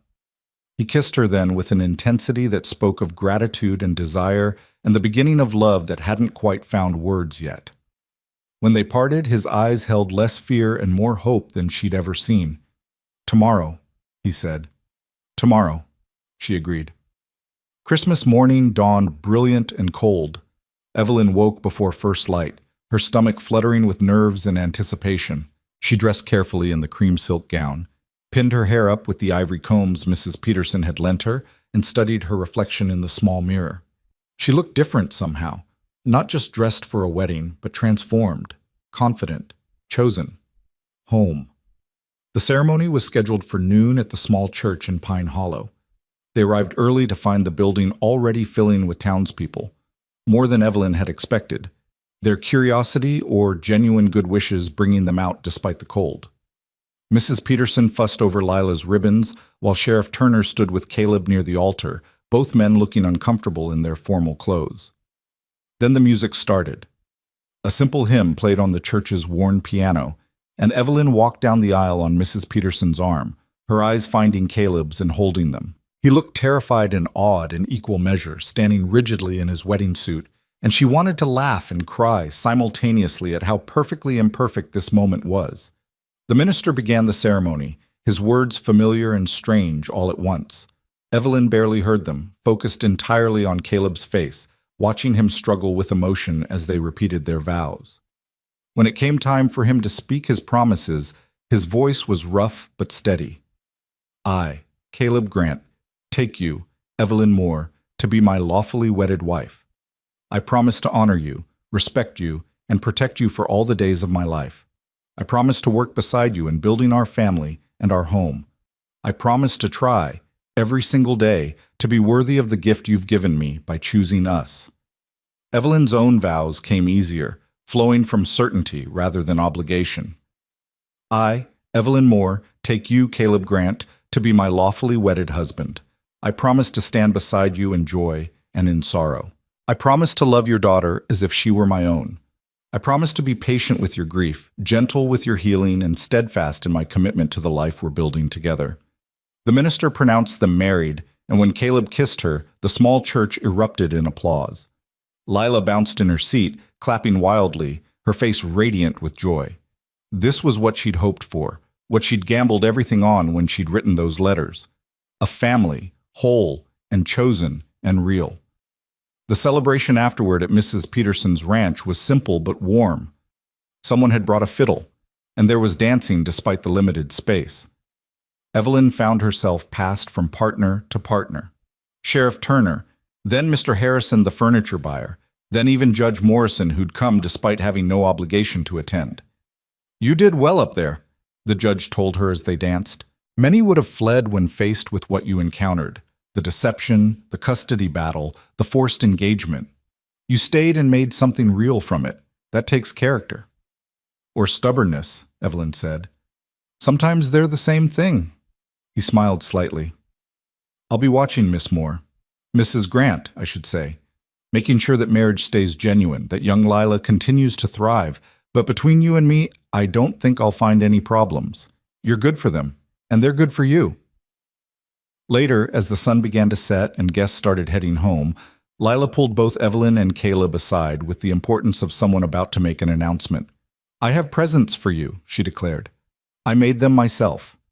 She handed them each a carefully folded piece of paper. Evelyn opened hers to find a drawing, 3 figures holding hands beneath a crooked roof, a man, a woman, and a small girl between them. Below it, in Lila's careful script, were the words, "Our family. Papa, Mama Evelyn, and me. Forever." "Mama Evelyn," Evelyn repeated, her voice catching. "Is that okay? I know you're not my real mama, but you feel like one. You teach me and take care of me and love me like I think a mama would. So can I call you that? Just between us?" Evelyn gathered the girl close, holding her tight. "I would be honored, so very honored." Caleb's drawing was similar, but included more detail. The cabin, the workshop, the barn, even the garden Evelyn had begun planning for spring. At the bottom, Lila had written, "Thank you for being brave enough to let us love you again." Caleb stared at those words for a long moment, then pulled his daughter into his arms, his face buried in her hair. When he finally looked up, his eyes were wet, but his smile was genuine. The first truly unguarded smile Evelyn had seen from him. "I love you, Lila Bug, and I promise to keep trying to be the father you deserve." "You already are, Papa. You just needed help seeing it." They returned home as the stars emerged, the wagon rattling over frozen ground, the 3 of them bundled together under blankets. Lila fell asleep between them, her head on Evelyn's shoulder, snoring softly. Caleb drove with one arm around his family, and Evelyn thought about how strange and wonderful it was that this exact moment, this exact configuration of people, was now her life, her choice, her future. The cabin was dark when they arrived, but Caleb had arranged for someone to light the lamps beforehand, and warm light spilled from the windows. He carried Lila inside and tucked her into the loft, while Evelyn banked the fire and set water to heat for tea. When he came back down, he found her standing by the window, still in her wedding dress, watching snow begin to fall again. "Mrs. Grant," he said, testing the name, "how does it feel?" "Right. Terrifying, but right." She turned to face him. "How about for you?" "The same. I never thought I'd stand in a church and promise myself to someone again. Never thought I'd want to, but standing there with you today, saying those vows, it felt like coming back to life after years of just existing. That's what we're doing, I think. Learning to live again instead of just survive. All 3 of us." He crossed to her, pulling her close. "I don't know how to do this yet. How to be a husband again. How to share my life and my space and my heart. But I want to learn. Will you be patient with me while I figure it out?" "I'll be patient if you'll be patient with me. I've never been a wife or a mother before. I'll make mistakes, misunderstand what you need, probably overstep in my efforts to help. We'll stumble through this together." "Together," he repeated, as if the word was foreign but becoming familiar. I like the sound of that.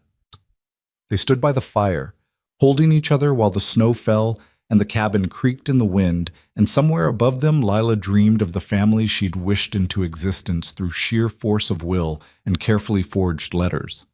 Outside, the world was cold and dark. Inside, three people who'd each been broken in their own ways were learning how to fit together, how to build something lasting from fragments of loneliness and hope.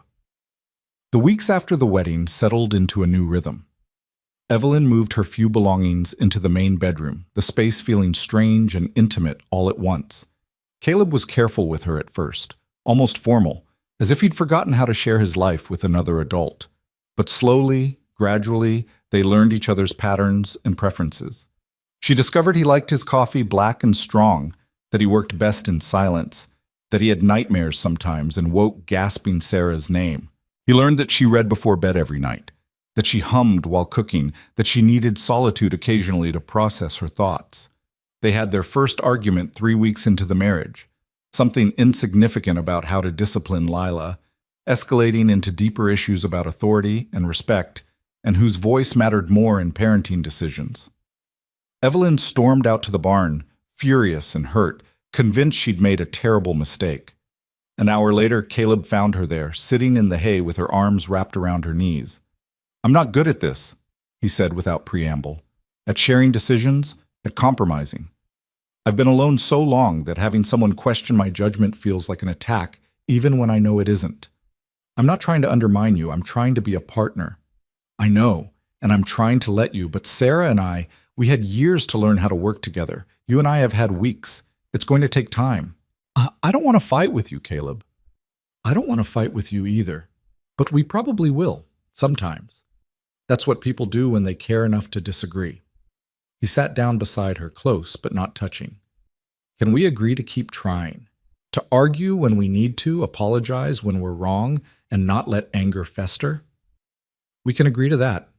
They went back to the cabin together, and that night, lying in the darkness, Caleb told her stories about Sarah, how they'd met, what she'd loved, how she'd died. It hurt to hear, but Evelyn listened, understanding that these stories were a gift, a way of including her in the history that had shaped him. "I'm not trying to replace her," Evelyn said when he finished. "I couldn't even if I wanted to, but I hope there's room in your heart for both of us, for the memory of who she was and the reality of who I am." "There is," Caleb said, his voice rough with emotion. "There has to be, because I'm falling in love with you, Evelyn. Not the same way I loved Sarah, but something different, something built on choice and respect and partnership. It feels disloyal somehow, but also right. Is that possible?" "I think it's not only possible, but necessary. You can honor Sarah's memory while building a new life. Those things aren't contradictory." "I hope you're right." Spring arrived slowly, melting snow revealing the brown earth beneath. Evelyn planted the garden she'd been planning, with Lila's eager help. They grew vegetables and herbs, and Lila insisted on a section just for flowers because Mama liked flowers, and Mama Evelyn should too. The name had stuck. In private, Lila called Evelyn Mama, and each time she did, Evelyn felt something settle deeper in her chest. This child was hers now, not by blood, but by choice, and daily commitment and fierce protective love. In May, Helen Colburn's carriage arrived to collect Lila for the court-mandated 2-week visit. The goodbye was hard, Lila crying despite her excitement about the trip, Caleb rigid with the effort of not forbidding her to go. But they'd promised, and so they watched her drive away, then returned to a cabin that felt too quiet, too empty. "What do we do now?" Caleb asked, standing in the middle of the room, as if he'd forgotten its purpose. "We trust her. We trust that we've given her enough love and security that 2 weeks away won't undo it. And we use this time to be just us, to remember that we're not just parents, but partners building a marriage." Those 2 weeks were strange and precious. They worked together in companionable silence, took evening walks without having to match a child's shorter stride, talked late into the night about dreams and fears and the future they were building. Caleb opened up more without Lila there, shared things he'd kept hidden, and Evelyn felt herself falling deeper in love with this complicated, wounded, increasingly whole man. When Lila returned, she was full of stories about Cheyenne, the big house, the fancy dinners, the museum Helen had taken her to. But she was also exhausted and clingy, needing reassurance that home was still home, that her parents were still hers. Grandmother was kind, she told them that first night back. She tried very hard to make me happy, but it wasn't home. This is home. You are home. I'm glad I went, glad I know her now, but I'm gladder to be back. We're glad too, Caleb said, and Evelyn heard the relief in his voice.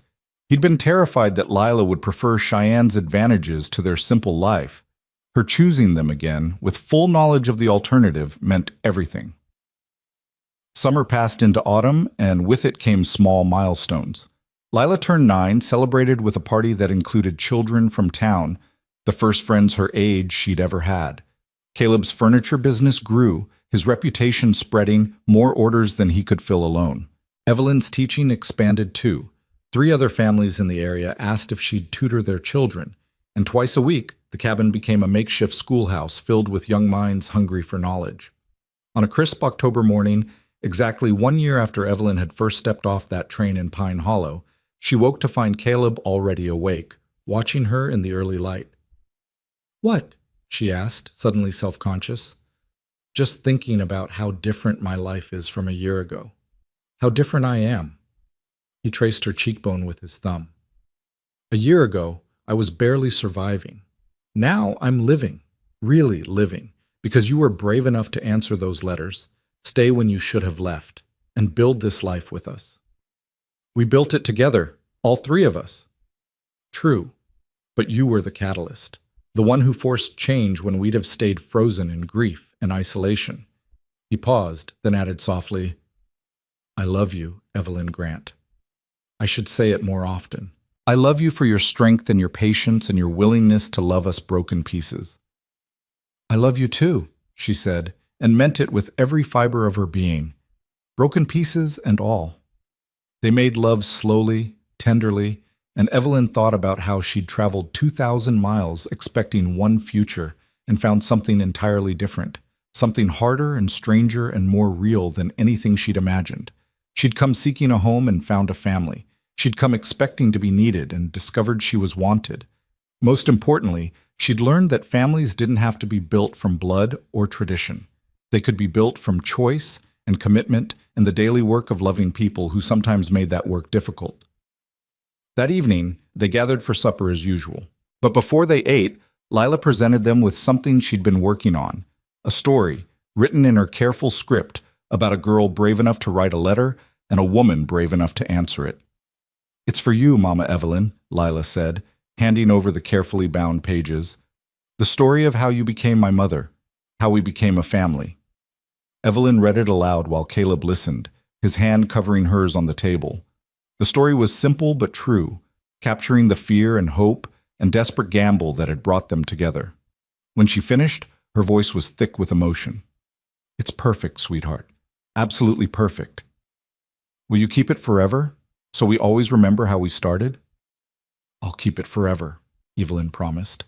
"And someday, when you're grown with children of your own, you can tell them this story, about how your father was brave enough to let love in again, about how a child's courage brought 3 lonely people together, about how families aren't always born, sometimes they're chosen." After Lila went to bed, Evelyn found Caleb in the workshop, standing before a partially finished piece, a dining table, larger than the one they had, meant to seat 6 instead of 3. "Planning for the future?" she asked. "Hoping for it, at least. Thought maybe someday we'd need more room, for guests, or other reasons." He glanced at her, suddenly shy. "If you wanted, more children, I mean. I know we haven't discussed it, and I'd understand if you didn't—" "I'd want that," Evelyn interrupted softly. "Not right away, perhaps. But someday. Brothers or sisters for Lila. More love in this house that's already so full of it." He pulled her close, and they stood together in the wood-scented workshop, while outside the stars emerged and inside the cabin their daughter slept safely in her loft, dreaming of the family she'd written into existence through nothing more than hope and ink and impossible courage. Above the workbench, tacked to the wall where Caleb could see it every day, hung Lila's drawing, 3 figures holding hands beneath a crooked roof. Not perfect, but chosen. Not blood, but family. Not the life any of them had planned, but the life they'd built together through trial and error and the stubborn refusal to give up on each other. And in the cabin, tucked into Evelyn's hope chest beside her wedding dress and her mother's cameo, rested those original letters, the ones that had started everything. Lies that had become truth. Deception that had led to love. Words that had carried a lonely teacher across a continent to find, in the unlikeliest of places, exactly where she belonged.